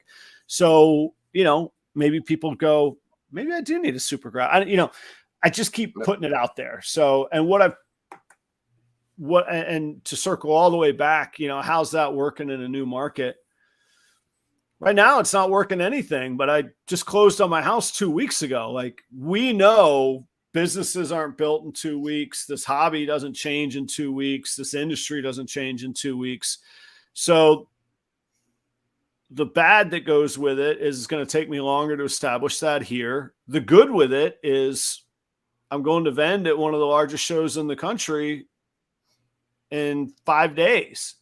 Okay. I was going to say, really, you've got you're at the bottom. You've got no place to go but up, in my opinion. I hope. I don't want to be at the bottom for too long. And I've had all the potential I can handle, man. Give me some, no, that's a joke, but thank you. But right. There's nothing but opportunity here, and all credit and respect to Joe. Genetically, what Joe is producing at JSA, I'll be years or decade before I could buy it, I guess. But if you guys watch my show, you know that I got to watch some business numbers and that stuff. And his facility is amazing, but the space and the number of animals doesn't overwhelm me from a full-time job standpoint, So I think I could get there, and I've got good things going here, man. I'm so excited. My wife found this house with the perfect snake space in it. That's getting retrofitted. I forgot, what I forgot is to count how many outlets I have. There's good outlets. They're not as many as you, but there's good outlets there. I've got 2. I've even got 2 on the ceiling, so I'm excited about that. I would be proud of you for that one. I think that there needs to be outlets on the ceilings. Yeah, I've got two on the ceiling. I just installed the Mr. Cool 4th gen heat pump. Heat's down to -13 at full efficiency, man. I'm pumped about that. So that's going to be cool up here in Minnesota. I got the epoxy floor in, and the wall, new ceiling went in. I had to mud and tape that. I learned that mud and taping on the ceiling or anywhere really, but specifically the ceiling, no, thank you. I'm good. Good with that. That's why I did the drop ceiling. That, and plus the water pipes and stuff run overhead in the snake room. So I did the drop ceiling just that way. It's easier access. I mean, granted, I've got foam insulation between the ceiling and the pipes, but it's still, if I have to, it's just cut through and get to them. Right. Now I'll give a tour. It's a weird, there's some HVAC, lower areas of the ceiling that were built out on it, but it's going to be great. It's just under 400 square feet. And, yeah, just buy it. Well, I do actually believe in that sometimes, where you just buy up, save yourself the time and buy it. right now though, I've been buying renovations and capital investment in the facility upgrades. So I need a little bit of cash flow, even though it's business expenses and write-offs. It's still real money, and I could use I could use a little flow, put it that way. No, I do. I'm right there. I put on hold expanding the snake room for now. Just I was reinvesting some stuff, tweaking some things. It's like, okay, I'm still good in this space for just a little bit longer. Right. Okay, we can milk this out, and next year we'll start hammering out the expansion aspect of it. And yours is pretty ready made, man. You got a nice unfinished, another 100% size. Like you could double your size basically. Yep. Yeah. It'll cool. basically, actually, I think the other side is a little bit wider. Okay. And the reason being is that was supposed to originally be the man cave on the other side. Like I was supposed to take over the whole basement. So I purposely made this a little bit smaller so I could have a bigger man cave, as you saw for all my Star Wars crap. So needless to say, I need the snake space more than I need the man cave. So I really want to combine the two of those. I've never felt the need to have a TV and maybe a little seating lounge area in my snake room. I think that's going to become part of this one. I really do. Because when you're cleaning, it's great to put on other people's videos or, Billy nails it on his screen that he does. I mean, what's better? Throw the game on and, get cleaning one afternoon or, watch Warful's replay or whatever it might be. Or on the nights once I finally get back into a rhythm and a routine. Usually I'm feeding on the nights when you're on, so it's nice to put that on, but I won't have to bring the laptop in and have the little screen. Just throw it on the TV, So I'm thinking of it. I need a little bit of just a corner of kind of studio space is what I want to do. So maybe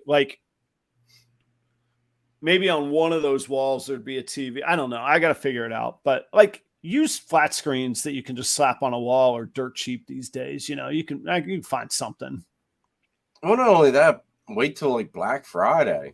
That's Christmas true. time's right around the corner. I mean, everybody's putting TVs up for grabs around Christmas time for dirt cheap, and they're not bad TVs either. No, I don't need I've got my living room. I got my nice big 4K TV. I don't need that by and large, so yeah, I'm thinking about it. We'll see. But truly most of it will be funded through garage sales or marketplace or whatever, if it's a good deal, fine, I'll take it. But yeah, we just got my son a little couch for his room. My wife was like, he needs a couch in his room. I was like, what? He doesn't need a couch in his room. He's got a bed. Yeah. I'm like, what are you talking about? And she's like, well, we have friends over and they play video games. You can have a little couch. I'm like, okay. All right. Wait. So, okay. Now this is going to date. You're going to know where I'm coming from with this one. But you mean kids still get together, hang out in the same room and play video games together? Okay. So to my wife's credit, because I know up to this point, I've made her sound like I think she's insane. Her mindset, and I agree, it's cool. And for 20, we found a couch for $25, and I think they even took 20 for it or something ridiculous. So fine. Hey, if they got a cool place to hang out, if he's the only kid with a couch in his room, if he's the only kid with a little hangout lounge, they will get together. They will play video games together and hang out together. And to her credit, today I actually ran up the stairs because I thought I heard somebody hurt themselves horribly. It was one of them screaming at the other one, stomping on the floor because he just beat the dragon on Mega Man 2, which is that's my jam. I'm the one supposed to be ripping up Mega Man 2, So, long story short or long story long. Yeah, we picked up a couch for $25, threw it in his room, See, that's cool. I would love, and maybe it's my fault too on the same aspect of it, but like I always thought like our generation was the last of the let's go over to the friend's house and play video games, because now you don't have to be in the same room and play the split screen and have to be looking at the tiny ass little screen. Now you get the full TV, you still get the experience of hanging out with your friends because you can chat with them. Like you have all the perks, but the only downfall is that you're not actually hanging out with them in person. And I think that's like, kids have lost a lot of.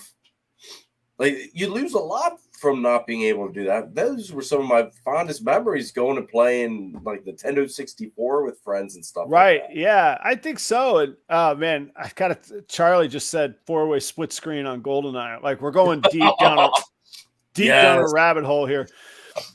I have like some PTSD on GoldenEye. I had a roommate and he was my roommate in college. He was a close friend in high school. He was in my wedding. I still keep up with him.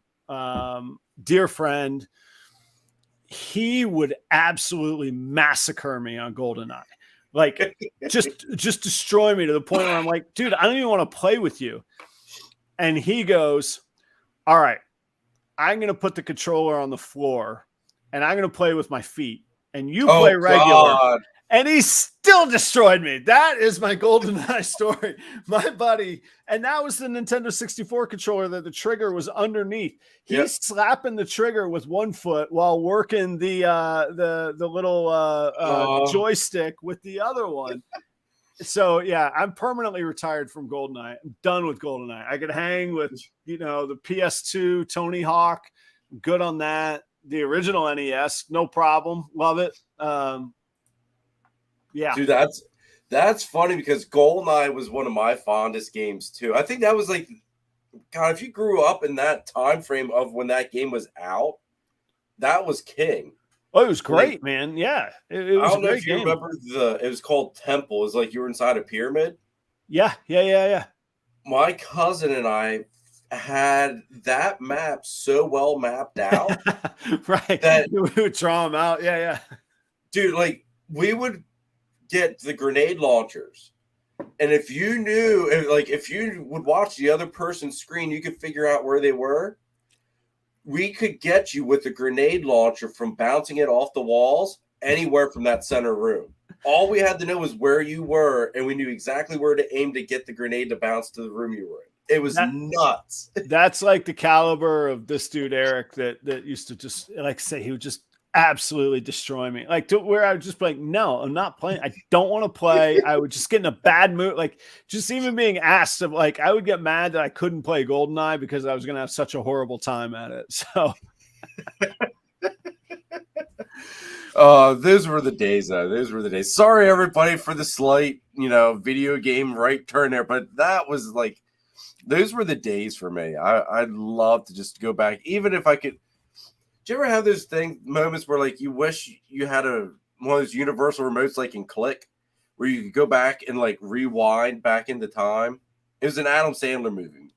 Oh, no, I haven't seen it. No, of course I do. That's nostalgia. We all want that. Like I mean, I'm 43, man. Yeah, life is nothing but like just give it back to me. I'm like, like I do like horrible math. I'm like, do I have 30 years, 40 years? Like, okay, what am I going to do? Stuff. It's bad. I don't want to get into that, but yeah, I know what you mean, man. I long for that stuff. And then, like I say, those moments with like Seinfeld hit me. So, yep.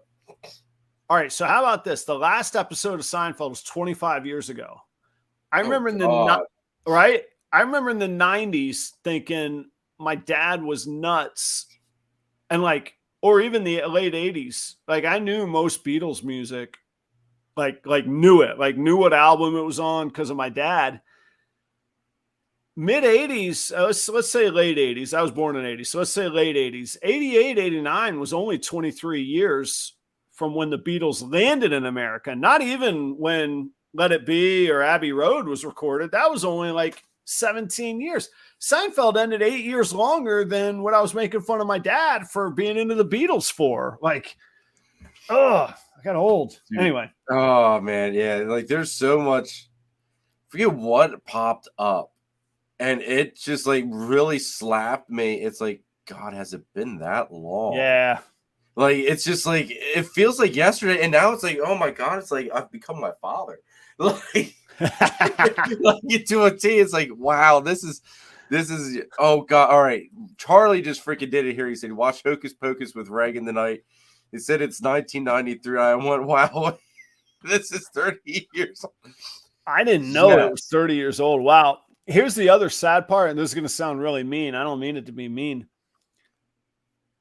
I thought that they were really old in that movie. Now they're 30 years older than that? Whoa. Holy crap. Dude, and they did a second one. Did the second one come out last year? I think the second one might have came out last year. Oh, okay. And you know, props to them. I'm not picking on the ladies. That's fantastic that they can do it and keep doing it. But yeah, I remember being like, these are like Bette Midler. I was like, she's washed up. She's got to do this Halloween movie. That was 30 years ago. Jeez. Sarah Jessica Parker is still damn good looking though. Oh yeah, she's smoking. Yeah, man. She's still good looking. Yep. I mean, well, honey, if you're watching this, I'm sorry, but I gotta say too, like as they age, so do we. Like I'm still Winnie Cooper till the end. She still just takes the cake for me, man. So you know, what's that, Danica McKellar, but and yeah, there we go. You up for looking at some snake pictures, seeing if you can help me out on this ID? Yeah, let's throw them up here, dude. All right. I don't know what order these are in because I didn't memorize like the HEIC 74921 kind of thing. So I'm not sure what order they'll be in, but there's 3 pictures. There's the baby, the mom, and the dad. And then I'll just fill in any context I can. So let me see here. Oh, we'll just share a screen. All right, that's cool. Then must be a window. I would say if a window pops up or whatever pops up, I'll adjust however we need to. Let's try this. Ken, what's up? I don't have my permissions on here. Hang on, let me see if I can get the permissions. If not, I'll send them to you. Your permissions? What do you mean permissions? I'm on a Mac. I had to give it permission to access the stuff. Yeah. Now it says I have to quit and reopen. All right, I'm not going to do that. How about I zip them over to you real fast? No, that's good. We'll do that. You gonna do it through IG? Yeah. How do you want me to send them? I can do text or IG, whichever you prefer. IG, and then actually text them to me, and then I'll have to. Or no, IG it because I'll share my screen. Yeah, you'll have it right on your computer. All right, 1 second here. Here it comes. Yeah. Everybody, you can tell that I'm not a tech savvy person. Yeah, you could tell I'm 43. Here we go. Boom, and then boom, and boom. Okay, here they come. There you go. Let me pull this up a while.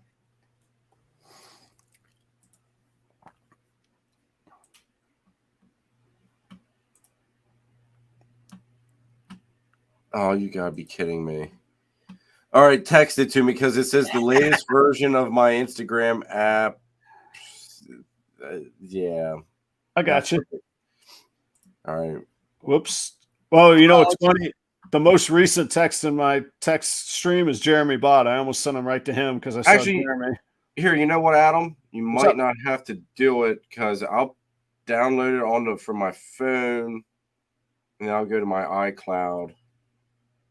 And we'll do it like that. You know what's funny? I don't have your text number. I don't have your number in my phone anyway. So, yeah. I'll have to make sure you get it. I do need that. Yeah. Anyway, yeah, they're in your Instagram inbox. So, all right, let me do this. I have to turn my Wi-Fi back on. Oh, okay. Now I do see why you're kind of questioning. See what I'm saying? Yeah. Pretty hip, a little outcome, right? Yeah. Especially, I'm intrigued now, folks. I'm intrigued. The problem is I don't even have the snake with me. The snake is still in Florida. I've never seen it in person. Right? Yeah. Oh, dude, that's rough.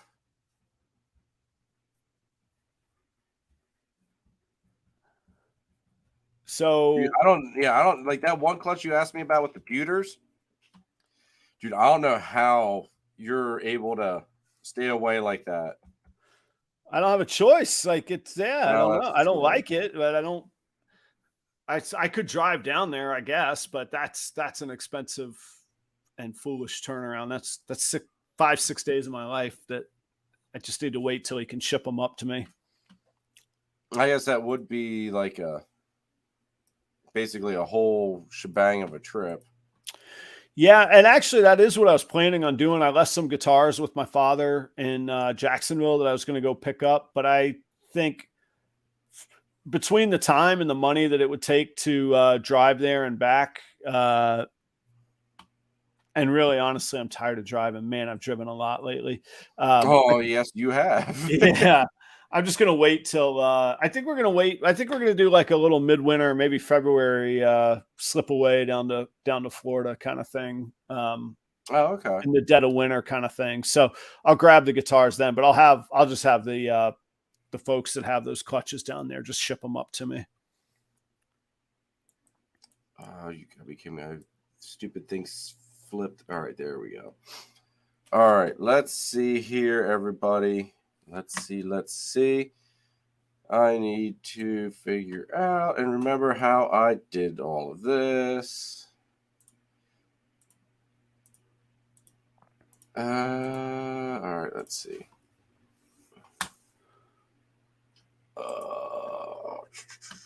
I feel bad. I asked you for help on this, and now just creating. No. It's no like because I'm going to import the images directly onto here instead of just doing the share screen thing. Oh, you're doing like the slides or whatever? Yeah. I got you. Okay. Only thing is that I got to save those files into PDFs. All right, we're going to do this. We are going to have to do the share screen thing because the PDF file saving thing just takes too much time. Do you want me to just put them on my phone and hold them up? No. We got this, Adam. We got this. I just got to find where's work in progress. All right, where are the pictures? Okay, there we are. All right.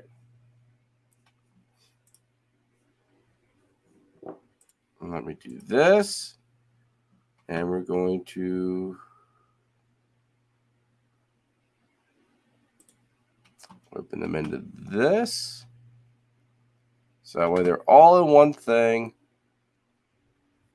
Provided my computer doesn't do something stupid. Okay, there we go. All right, let me flip this around. That's good. That's good. Okay, all right. We're in business now, folks. We are in business. The non-tech savvy person has figured this out. Now I just got to figure out how to share my screen. That's what you were figuring out. No. I was just getting the thing onto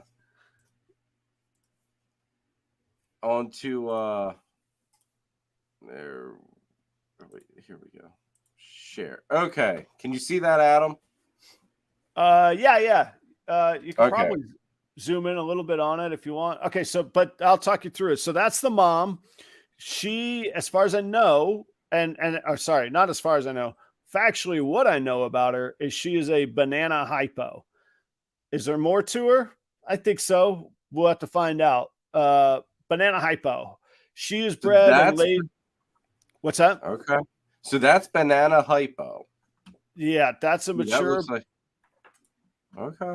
Now I've never banana's just a very weird thing for me.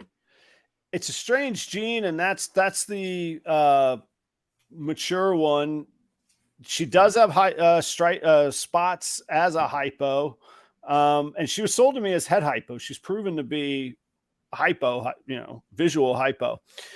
But she was paired to, not this season, in the past, she's been paired to a pastel clown male that have created some really strange banana combos for me that I can't explain. So that's her right there. All right, now I don't know which picture this one's going to be. All right, that's the baby here. We'll do this one so that way everybody can see this. And I apologize. I've gotten convoluted. That, shoot.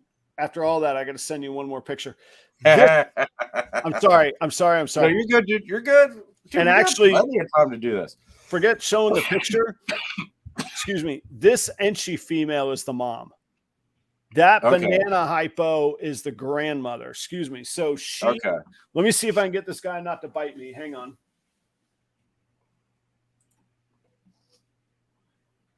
So that Enchi that you were just showing, is the mom.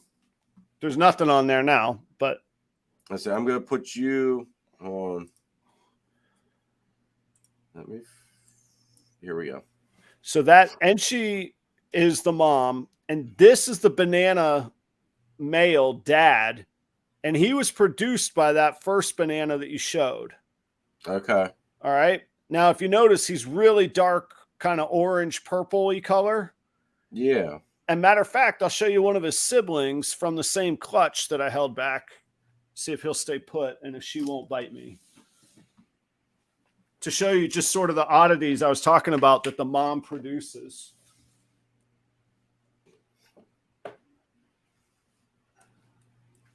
So this is her sibling. This is what you'd expect most bananas to look like. And this is the orange purple. Yeah. See what I'm saying? So this is a female. I have not bred her yet. She'll breed this year. So both of these are double het ultra male clown. So male and a female banana double het ultra male clown. Clearly there's something, I think, darkening this guy up. Maybe it's just polymorphism. Okay. So that's the context. This is the dad, and the Enchi that you showed is the mom. Okay. See what we think that baby is. All right. So here is. Let me pull up the share screen again, I think. Hold on. How did I do that? Add to stage. Okay, there we go. All right. Now let me know if the whole thing is it back up on the screen now? That's the grandmother. That's the mom of the boy I just showed everybody. There it is. There's the baby. Oop. So Will's Hella Heat kind of hit on something. The best I could. That's the baby. That baby was just produced from a regular Enchi mom and that banana, that orange purple banana one I showed you. The best I can come up with is a pastel Enchi blade and fire or vanilla. Like does the banana hypo mom that I was showing you, grandmother, could she have fire or vanilla? And could this female sibling I was just showing, could she have banana or vanilla? Those are kind of those, what we call them, toast looking. Yeah, that's. I mean, I see the Enchi, I see the pastel, but man, you start throwing those other ones in the mix, I don't know what they do. In all honesty, I mean, mixed with Enchi, like I'm kind of at a loss with that one. So that's up. I'll let that one up for the chat to decipher. That. Yeah, it's just so super reduced, and especially. It's funny. I'm pointing my mouse at it like anybody can see it, especially that back third of the body. Like, yeah, I've got pastel Enchis. They don't look like that with that reduction, you know? So I don't know. Like I say, I'm kind of partial myself to fire and vanilla, but I don't know, man. I was real happy to see that snake. I'm going to hold it back either way, male or female. So that's stunning snake, dude. Yeah, and it's you know, the Enchi black pastel could be. There was a normal that I've only seen a picture of in the egg. It hasn't crawled out yet, and it had kind of the pointy bottom alien heads, almost like a black head, but it could have been a black pastel. And I wonder if that's the case too. Not where that is in the mix. That clown pastel dad, I don't think he had it. I don't know if that hypo mom has it. Where it came from, I don't know. Keith says OD, and I kind of thought that, but I can't justify that in the parents. I don't think. Maybe I can. Let me. All right, hold on, wait. So that's the grandmother, and that's the mom. Yep. As far as I know, she's only Enchi. No het, no nothing, as far as I know. She's got the tail dragging. Those tail patterns are really, really long. Yeah. I've tried her with het clowns, het hypos, and clowns, hypos, and pied, since she's never produced a visual recessive for me yet. But who knows? But has she ever produced anything that looked OD like? I don't know. And the sad part of this one is when I was moving and packing those eggs. So like what I ended up doing to prevent them from rolling around when I was moving is I buried them about 2/3 of the way up in vermiculite so that they wouldn't roll around. And that was just for across town. But 2 of the eggs died. So I only had 3 eggs out of that clutch. One of them looks super Enchi that I think would be blade Enchi, which would explain the pastel clown dad, his kind of strangeness sometimes. And then there's a dark normal with some kind of, like say, kind of pointy alien heads at the bottom, jagged patterns. But no, she has not produced anything that leads me to believe that she's anything more. Doesn't mean I haven't seen it. Doesn't mean I wasn't a novice and still not am a novice at the time, you know? Yeah. I'm going back because this is kind of, Nathan sent a picture of a female, and it was an Enchi OD. I think it's pastel Enchi OD, something like that. I forget.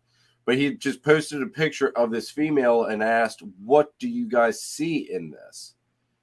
Kind of, and I hate playing that game because like I always look like an idiot during it, and I actually came out right with what I had thought, or at least what everybody else was agreeing with as well. I just need to see if I can't find that image. Or Nathan, if you're still watching, send me that picture real quick. Oh wait, I got it. Yeah. Yeah, I don't think it's an OD with it. It wouldn't be in the mom with OD anyway. I'm looking at this picture because I found it. Let me bring myself up to hide this. So for right now, I think the most plausible on my animal is pastel, because the granddad did have pastel in him. Enchi, because the mother has Enchi. Blade, because there's now that looks OD. Yeah, pastel OD to me. This is pastel Enchi OD. Okay, all right. But yeah, that's why I was kind of looking for it, because it's like, all right, well, maybe, might help look at the keys to it. So, I mean, wow, maybe, I don't know, maybe the banana, OD and banana stuff, but the patterns on that mom, I don't know if it would work as I'm kind of like in Greg's idea of an allelic. I'm trying to think if it had the black pastel in there. Yeah. Because like say there is that dark purple something coming through that banana, just darkening him up, It could be. It very well could be. Kai says hatching looks pastel Woma. Mom looks Woma. Oh, well. Let's pull up. Okay, that's right. Mom is probably Oh, the mom looks Woma, not the grandmother, not the banana hypo. The mom, huh? I'm so unfamiliar with Woma. I have no idea on Woma. I'm actually going to look while we're Yeah, I have talking. no idea what Woma even looks like because there's mom or grandmother again for everybody. I could kind of see the black pastel in that one, Adam. We can't see grandma. Oh, hold on. Newbie mistakes again, everybody. There we go. I mean, you've got some of these alien heads that do look black pastelish. Tell you what, whoever said I'm not familiar at all with Woma, but it looks cleaner than the Woma. But then again, it's a hatchling before its first shed. It looks cleaner than the Woma stuff I'm seeing. So what is now? Woma is different than Hidden Gene Woma. Is that correct or not? Correct. Yeah, there's Woma and there's Hidden Gene Woma. So Don't ask me what the difference is. I was just say. So what's the deal with Woma then? So let's do this once here. We'll pull up Morph Market. Ball Pythons.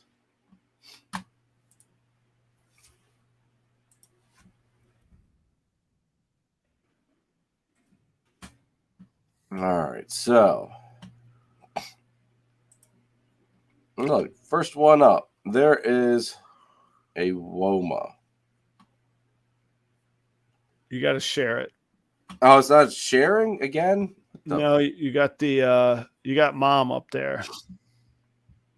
I wonder why. Hold on here. Let's do this once now. Share screen.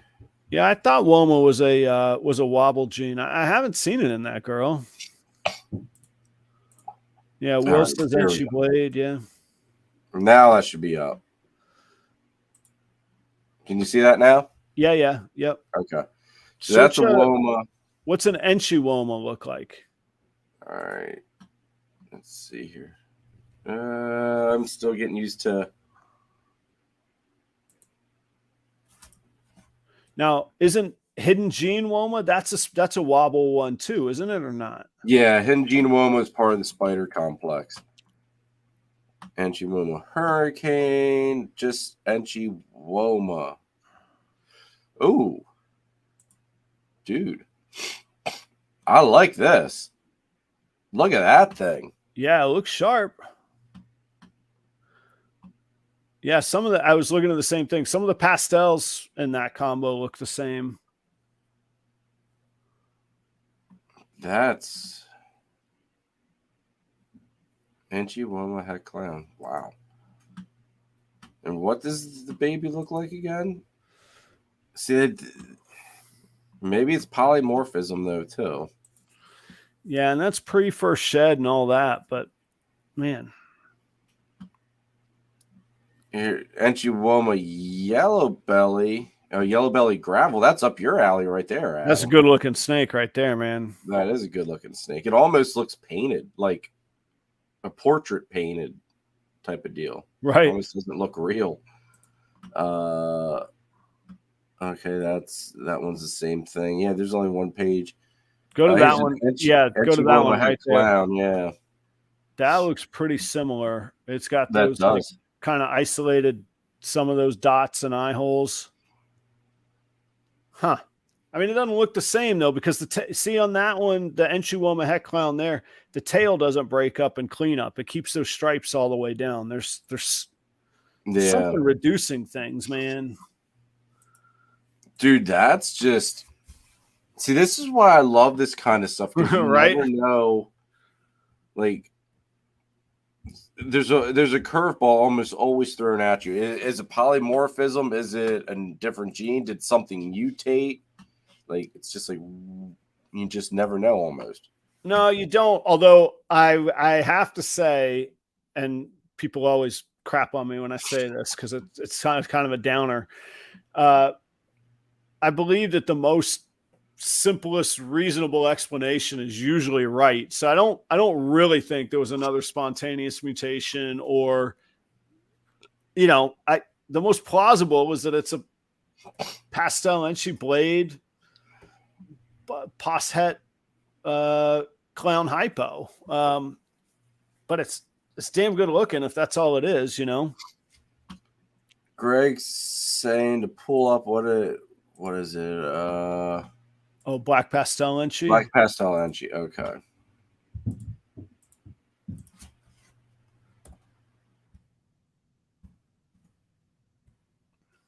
Forgive my slow typing skills, everybody. Yeah, Chris is right. OD does do the dragging towards the tail. Yeah, I wonder if it's a low expression. It could be. Now here's a black pastel Enchi. Granted, it's Het DG, but that's just gonna make the colors do different. Yeah, and see that has those like reverse teardrops, like big and then point down at the bottom toward the belly. But I don't see that on the mom. I don't think. Somebody said to breed. Yeah, Wiz, that's the clutch that is at Justin's. Yeah, man. That one all the way to the right, bottom right in that. Whoops. Hold on. I'll put it back in. I was gonna look in Enchi OD to pull that up. Oh. Now which one this one that here? One there, yeah. What is Blanchy? Oh, black pastel Enchi. Now that looks like the mom, I gotta say. Not like mistake her for, but look, it has those dragged out tail patterns. Yeah. I'll pull up mom again here for everybody. Yeah. So the banana male that was the father of this clutch, I am going to put back to that hypo mom and see what kind of supers and crazy visuals I get. I'm almost half hoping that I get some white snakes in there. Then I would prove that there was fire. Yeah. But I don't know. And it could be vanilla, which wouldn't give me the white snakes, you know? That's true, because then you would end up with, what are they, vanilla creams or something like that, right? Or super vanilla. I mean, if it was vanilla, if mom was the only one with vanilla, then I would just get super vanillas. But yeah, that's true. That's true. I mean, again, I'm pointing like anybody can see me. But yeah, you're right. Those dragged out patterns on the tail of mom, man. And she does have blushing or pixelation trying to come up from the bottom. Now, I would think that was Enchi, but I don't know. Well, to me, that would be Enchi, but yeah, I mean, let me pull this up. I mean, because I have a super Enchi high OD, but it looks nothing. I think the high OD just blows it out. What is that? Nope. That one on the bottom line to the third from the left, right there, 21090. This is super pastel Enchi. Geez, that's not too far. But mom doesn't have Enchi. That mom doesn't have Enchi in her. That's a cool snake too. Yeah, it is. Let's see here.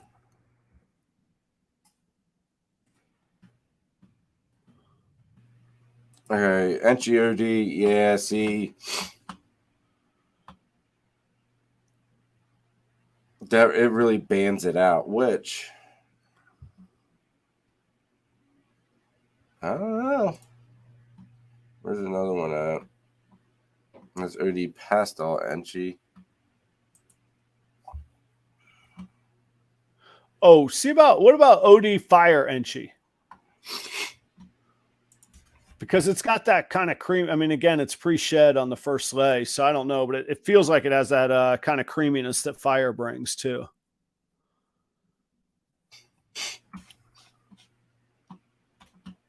Let's see here.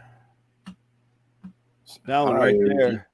This is high OD though. Yeah, I know, but that's a sexy looking snake though. That is, but that's got some of those isolated spots. I don't know. Maybe it is OD in there. I don't know. Well, that's the same breeder that's put those numbers on there again. Yeah. Beautiful snake. Wow. Yeah. Yeah, I don't know, dude. That's a That's a good mystery snake there, man. Yeah. Well, like I said, I'm going to keep it because it's totally different. I mean, I don't know what the level up is, but it's a level up from what I started with. Yeah, I mean, I guess for the right price, it is for sale. I mean, lots of things can be for sale. Yeah, you're right. I mean, the fires usually do have that dot on the head. Again, I don't have it with me. Let's go back to the entry of Adams and look at the belly.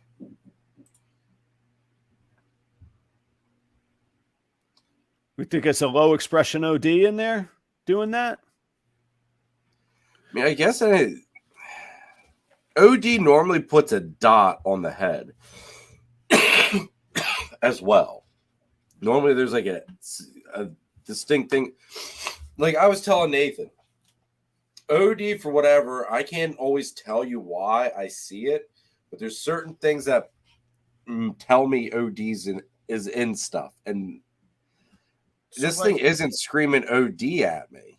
It's not. This boy is a really good expression of OD, in my opinion. All right, hold on. Let me put you up on the big screen here. But maybe we can find something similar. I don't know. Hold on. Let me do this. There we go. See, he's got the drawn out patterns. Yeah, that's a good expression of OD. He's also got this black line here. Now, he is het pied too, so it's probably getting magnified on the drawn out. But if we looked at it from the top, I don't know if it was that with Enchi in a lower expression in Enchi. I don't know. Maybe the mom has OD. It could be. I mean, I got to do more breeding to find out, but T says he doesn't see OD in that pic. I don't either, and I agree. Yeah, that's definitely OD in my hands. Yeah, this was definitely OD. You should see this one's daughter, man. I can't wait to breed her this year. She's mean, though. I think she'll bite me tonight if I show her, but let me see. Maybe not. Dude, I'm still trying to figure out what popped out of my double-head Xantic DG stuff. I've got two females and one male that they legit, like, they're orange as could be. They're more orange than a freaking OD. And I don't, like, there's no OD in the pairing, so I don't know what the hell happened. This is that dude's daughter. She's crazy, but let me look at her. Look at her reduction. Yeah. And I did test her. She is het for pied. Easy girl. Ooh, nice. So she'll go this year, but that's his daughter. So I mean, I love the OD that I have. So I don't know. I'll grow the other one up and breed it. I think it's pretty cool. I was gonna say, yeah, you've had a hell of a year, dude, with like having like these what the heck's going on. Yeah, like, those others that Justin had, the pewters. I think two of those got to be hypo, right? I know we don't have pictures to share, but actually, well, here, hold on. Share screen. Remember, did I send them to you? You did, yeah. Yeah, I think in IG though must be. I could still. We'll just kind of half-ass it. How's that? That's fine. It's your show. You do whatever you want. Let's see. Wait. Where are they? All right, there was that. I'll send them to you right now. Here you go. Here, I got them. Okay. Good. Do this. Let me get that stupid ring light out of the way. Here, I just sent it to you on IG, though. Focused pretty well. Yeah, so there's that pewter in the egg, and then there's those two pewters at the top of the screen that are out of the egg, and they don't look the same. One is vividly darker than the other, so I'm thinking that they're hypo. And you see, that's just the regular pewter, everybody. Yeah. As my thing, like, really darkens it out. But that is just pewter. A very beautiful pewter. But let me come on here. We'll do this because it won't let me zoom in as much as I want to zoom in.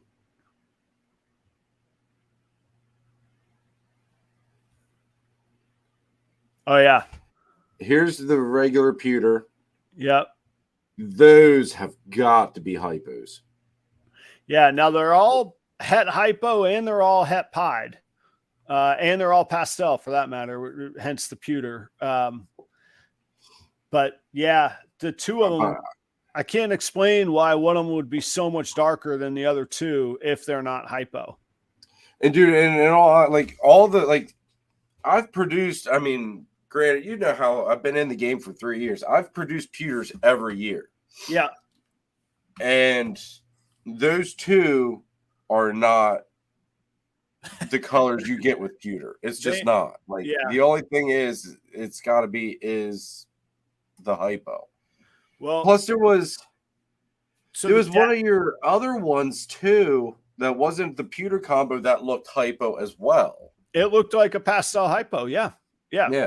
So the dad is a super pastel hypo pied for sure. I got him. And then the mom is a cinnamon, possible a couple other codoms, but I reached out to the original breeder and he said in the years since the mom of the mom has proven het hypo. So she could well, it makes it plausible. It doesn't prove anything, but you start going, yeah, I see it. Then I ask about it. Oh, it's there. Ooh, okay, all right. Yeah, it doesn't prove it, but it's a stronger case, Wiz has a good point here. The sheds. I know. I don't have these animals. They're in Florida. Now, one thing though, the very first shed of any animal, of any ball python is perfectly clear. So you got to wait for the second. I did not know that. Yeah, check it out. The very first sheds are always clear.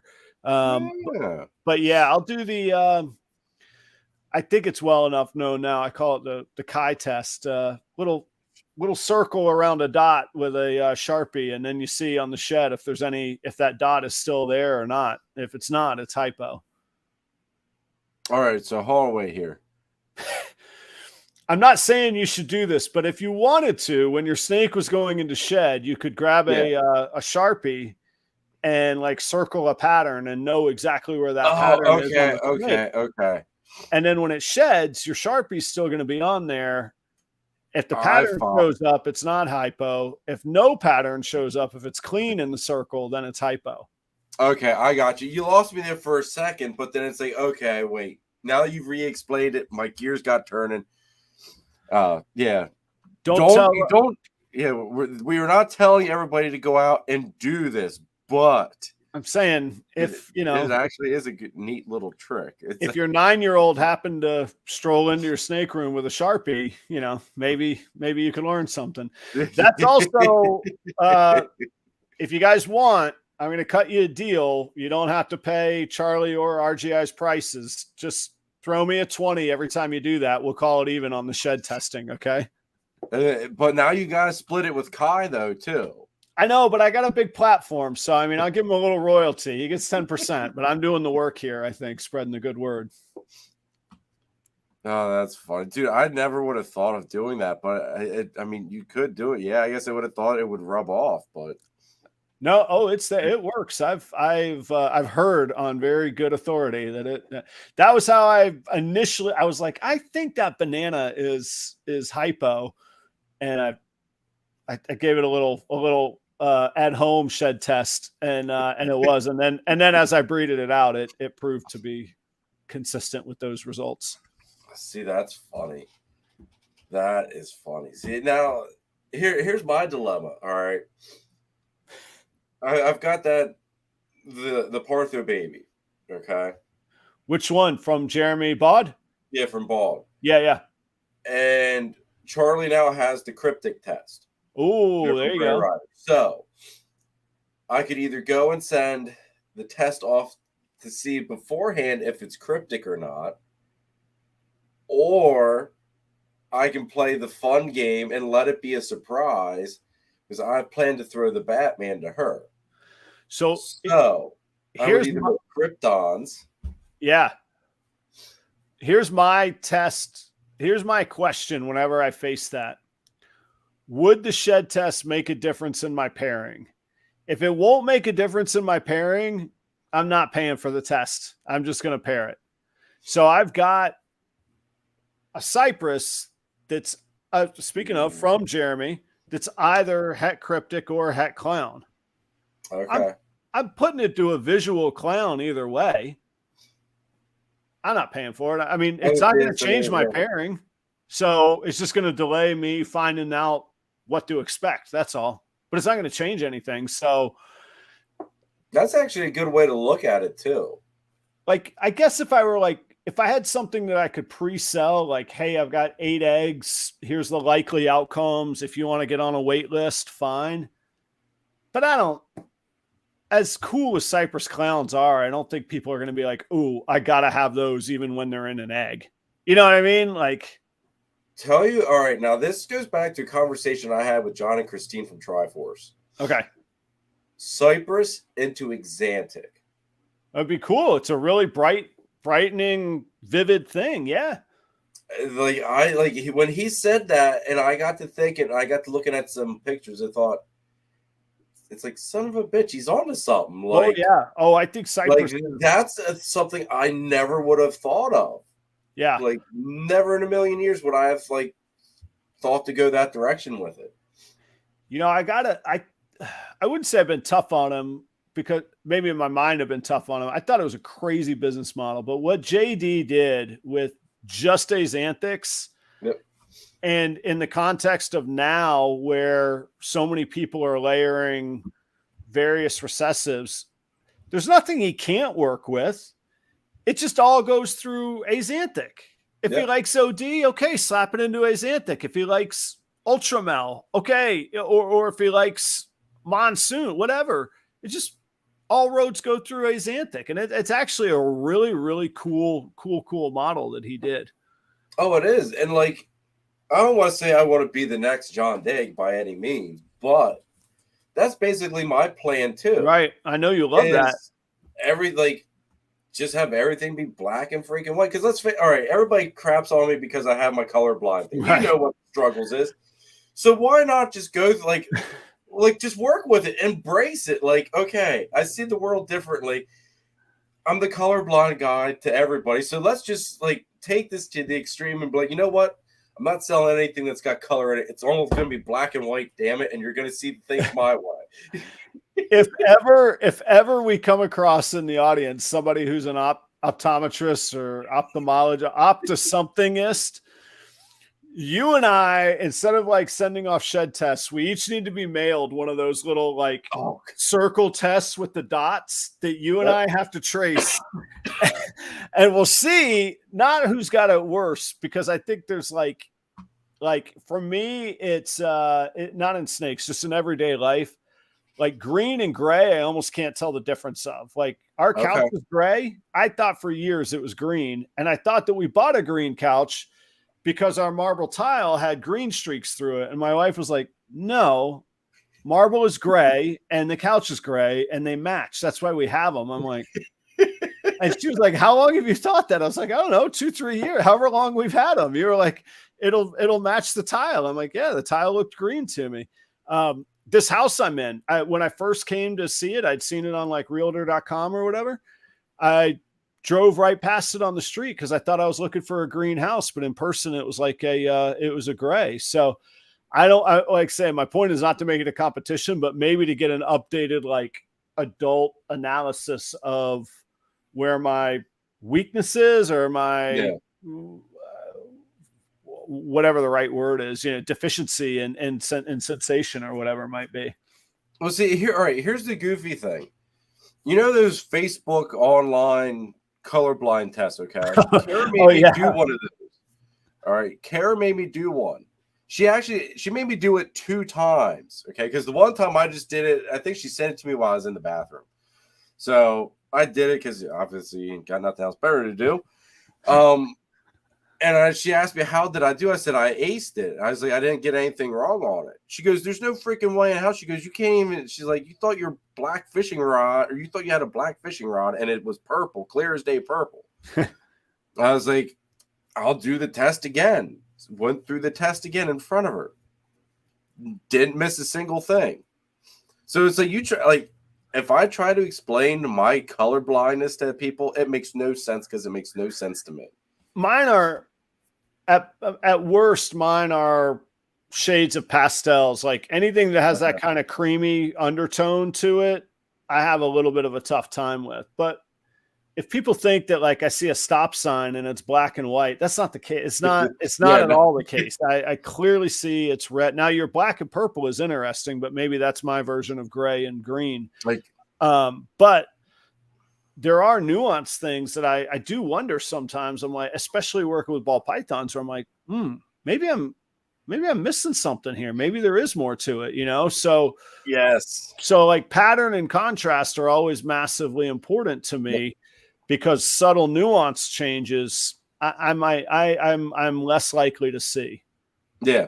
Well, see, and that brings back to for everybody in the chat, I'll relay this back into snakes right now.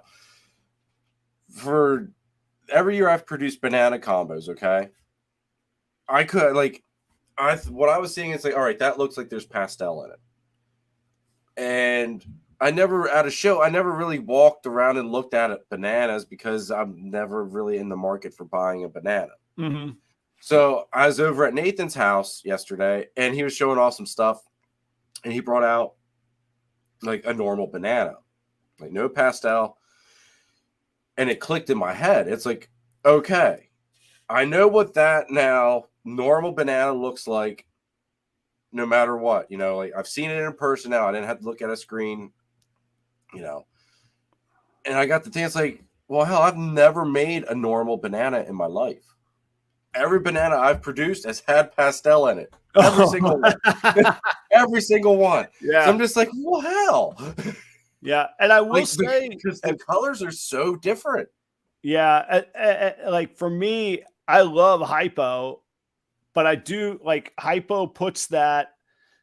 And sorry, when I'm saying pastel, I'm talking pastel colors, not related to snakes whatsoever. Just in general, the pastel greens and pinks and purple, you know, whatever. But hypo brings that sort of creaminess out, and it makes, so I really, really have to look at pattern and contrast versus color when it comes to hypos. And see, and I had this conversation with John and Christine a lot, and I think that's where a lot of our market right now, anyway, I feel as though that's where breeders need to focus on, is the contrast in the colors. Yeah. Because I think right now, you know, with everything being tight, money-wise, financially for most people, I think a lot of your pet people, they're out there looking for the pretty snakes. It's just got to be, yeah. It's just got to be pretty. They don't care about the genetics, really. They just want something pretty. Do they like it? Yeah, I agree. And I truly think, this is my 2 cents, and I'm by the way, I got maybe 10 minutes in me, man. Okay, you're good. You're good. 2.5 hours in. I gotta get some rest. But I truly believe when all else fails in this industry, eye-catching beautiful snakes to pet owners in that maybe even 150 to 300 range is a safe haven. It's not great. You're not going to get rich at it. You could buy some rats and you can keep things going doing it. And I don't for a second want to plan for the bottom or plan for what the worst is. No, you plan for the best and then you handle when the worst comes. But in the back of my mind, at every show I go to, I'm kind of like, you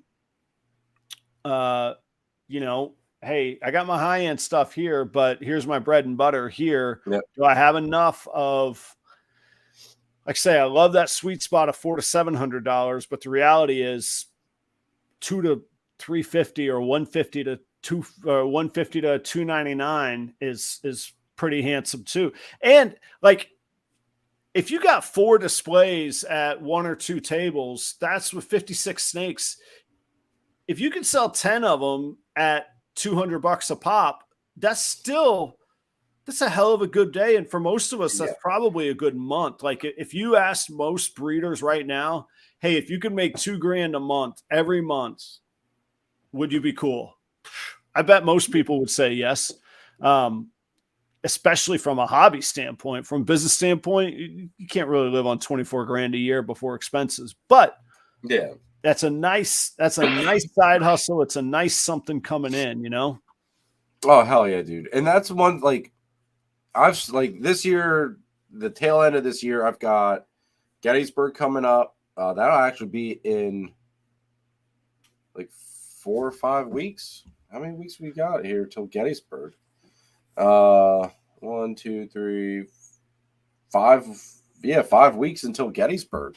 God, that's gonna be here before I freaking know it. But I've got Gettysburg, and then we're doing a new show up in Bloomsburg, PA. It's its first show ever, so a little exploratory thing there, right? And then I've got Repticon in January, so it's like I'm doing 3 shows, like boom, boom, boom, basically. So hopefully we'll see how it all goes, but it's I'm kind of really nailing that that pet quality end of it right now. Yeah, so hopefully it pulls through for me, but we'll see.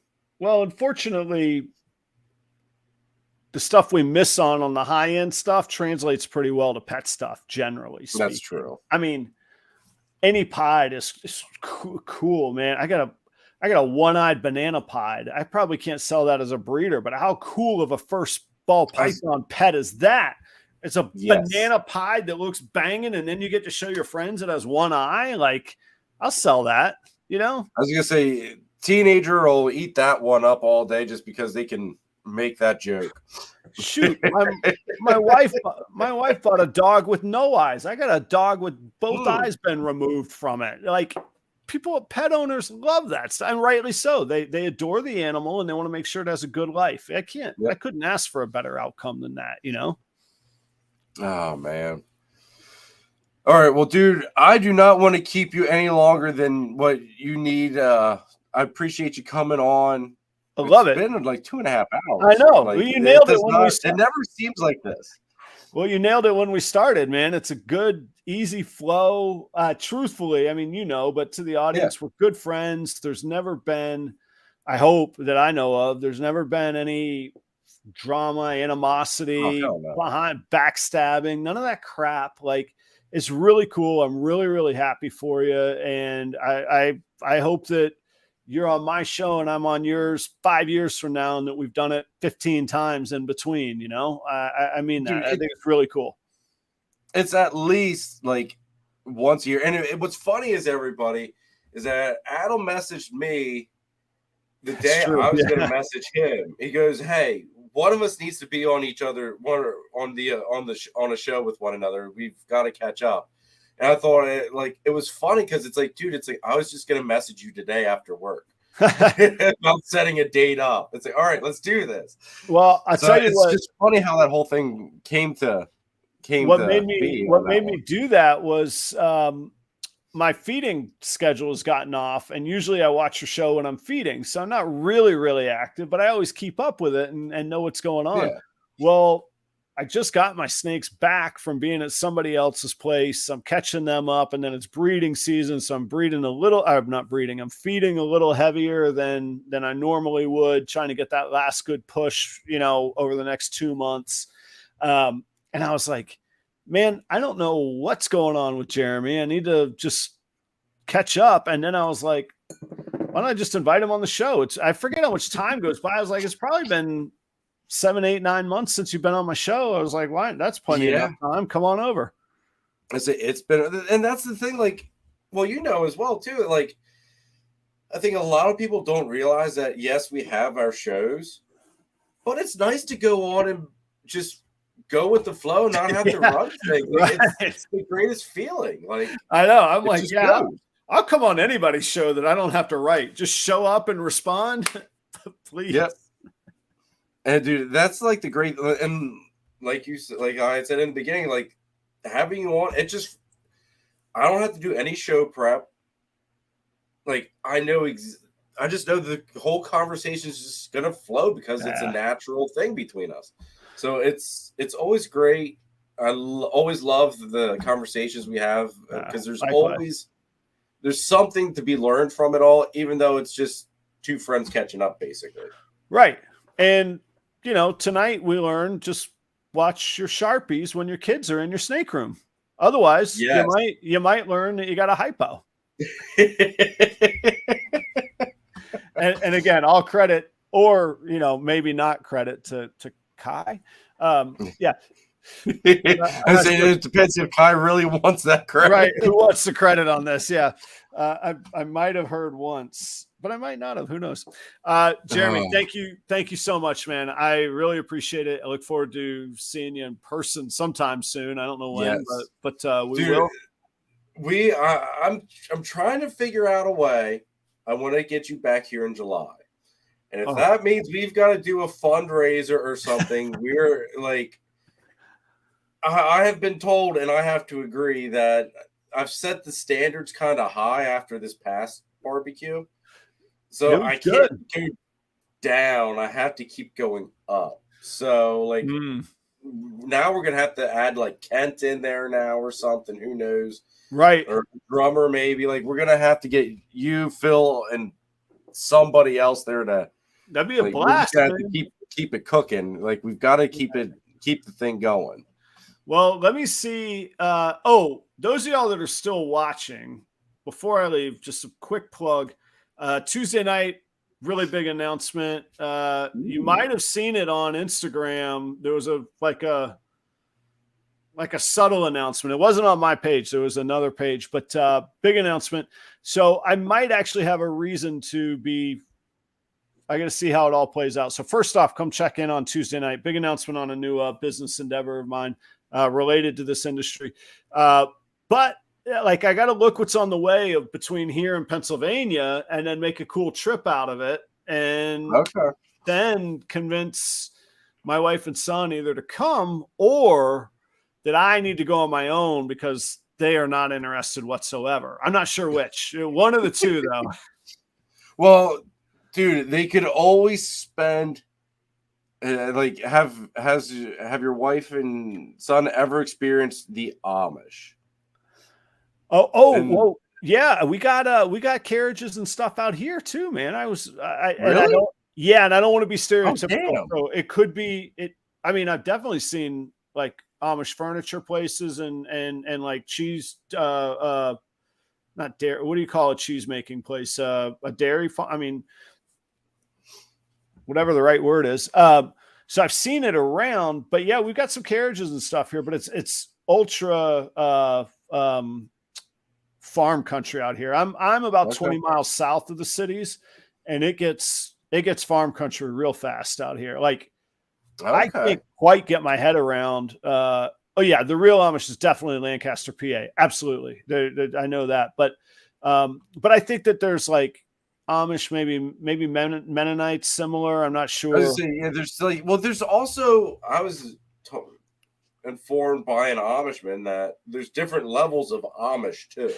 Yeah. Certain levels you're allowed certain different things or certain, it's really complicated. Yeah.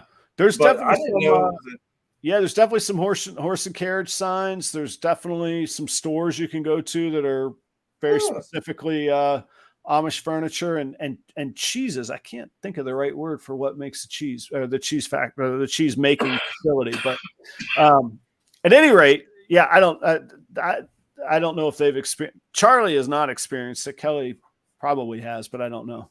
It might be too boring for Charlie. He might just feel really like what's the big deal about this? Yeah, where's these video games, Dad? Yeah. All right, man. Well, Jeremy, thanks for having me, man. Thank you so much. I really appreciate it. I appreciate you coming on, Adam.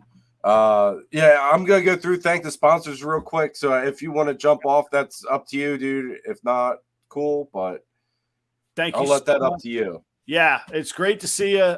Come to my neighborhood before too long, dude. Trust me, I do need to get out there. I want to go out to Tinley, and maybe we can try to get make it a whole thing. Hit Tinley, and or even just the Tuesday night neighborhood.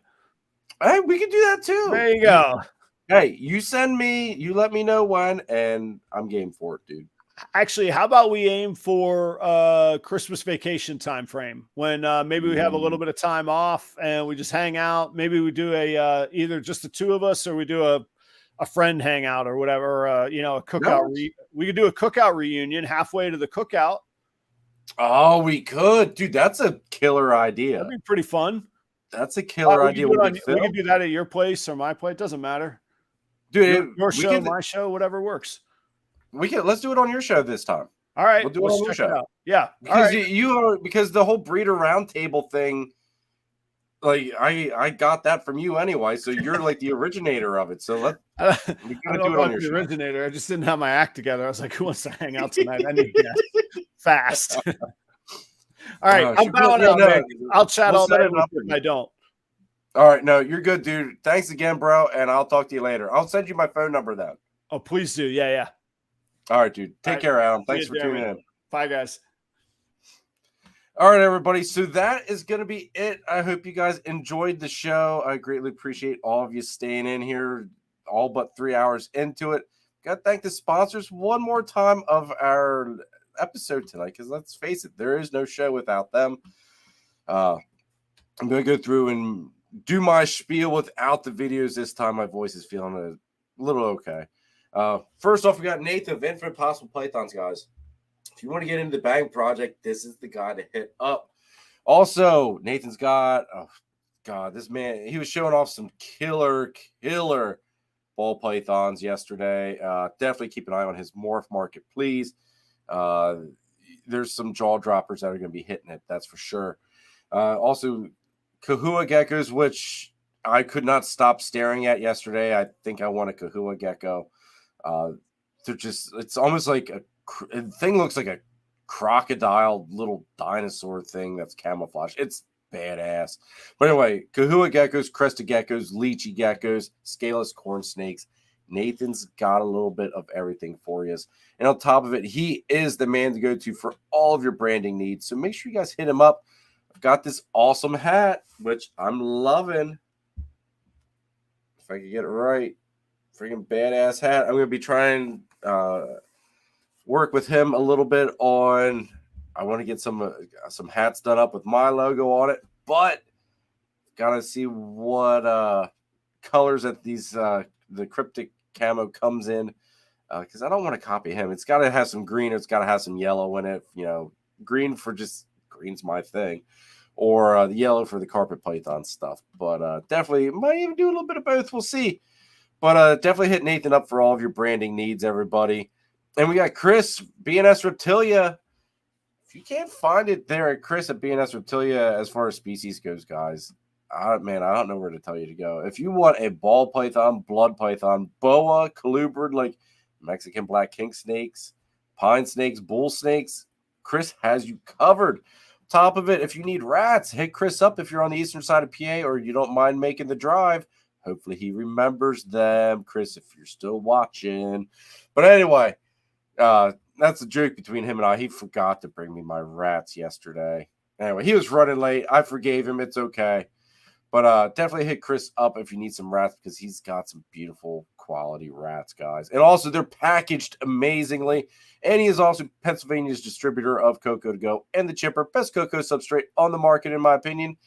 And if you're not in PA and you want to give Cocoa to Go or the Chipper a shot, hit him up anyway. He'll hook you up with a distributor in your area. Then we've got John and Christine of Triforce Morphs, guys. I don't even know where to begin. They've been in the game for 10 plus years, guys. And let me tell you, if you can't find a morph that you want or need, I don't know where to tell you to go. Big time in the Citron Clown Pie project, lace stuff, the Matter project, like the gray matters and stuff. Just like what's on their logo. That's a gray matter, folks. I've got one personally, and they are outstanding. It's kind of like knockoff of an urban camo. Absolutely beautiful snakes, guys. Definitely make sure you guys check out John and Christine there at Triforce Morphs. And we've got to do one more. Where did that go here once? What the world? Hold on here, guys. I'm dropping the ball for some reason here. I don't know why. That's not there. It should be there. Hold on 1 second. Hold on.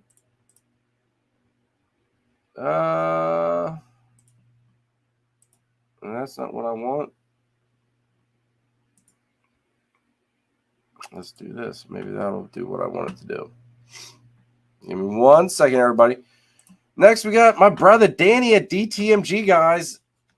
Danny just never ceases to amaze me with his clown stuff, guys. Like, Danny is big time the clown guy. Last year, it was Batman stuff. Danny was the go-to guy for Batmans. This year, Hurricane clowns, Disco Inferno clowns.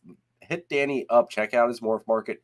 Also, crested geckos. He has stepped big time in the crested gecko market. If you want exantic lily whites, Danny is the man to go to. Beautiful, beautiful crested geckos. You guys know how much I love exantic stuff, and the exantic crested geckos is probably the only time Danny does not give me crap about my love for exantic. So definitely hit Danny up for that. Like I said, check out his Morph market for the killer ball python stuff he's producing as well. And I don't know if I said it in the beginning or not. Husbandry Pro, guys, if you're not using it, I don't know why. Scan that QR code. Click our affiliate link in the description down below. Free 30-day trial of the best reptile record keeping and tracking software on the market. Give it a shot. I'd be like, it's good for more than just ball pythons, guys. You can use it for basically anything. You can customize all the fields. Give it a shot. Like, just try it out. I've got tutorial videos on a playlist. If you have questions about how to go about, working the software, setting things up, check out those, those videos. Charlie says, imagine an Amish guy now telling Jeremy there's levels. Dude, like it's hard to believe. Like, it was hard to wrap my head around it. Like, it was in depth. Like, there's some of them are allowed to have lights, or some are allowed to have rubber tires, but some aren't. It's some really crazy stuff, guys. I tell you what. Upstate New York's Morph says, great show, Jeremy. Thank you, everybody. Greatly appreciate it. Greg and TJ, I will see you on the 13th. There's a bunch of us that will be going out, so it's going to be a good time. And everybody, I do apologize for the sniffling, the coughing. I almost sneezed. I didn't sneeze. I got one on the brink, though. But greatly appreciate you guys dealing with me getting over being sick. So see you guys next Sunday, as we have, God, who do I have next Sunday? Let's see here. I don't have anybody next Sunday at the moment. Or wait, no, I know I booked somebody for Sunday. No, I think, all right, hold on. I do know who I have. Hold on here.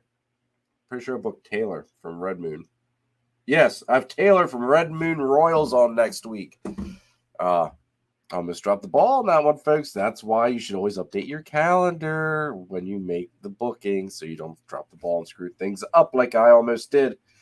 But also, don't forget, this month's sponsor auction will be on October 29th with Danny of DTMG.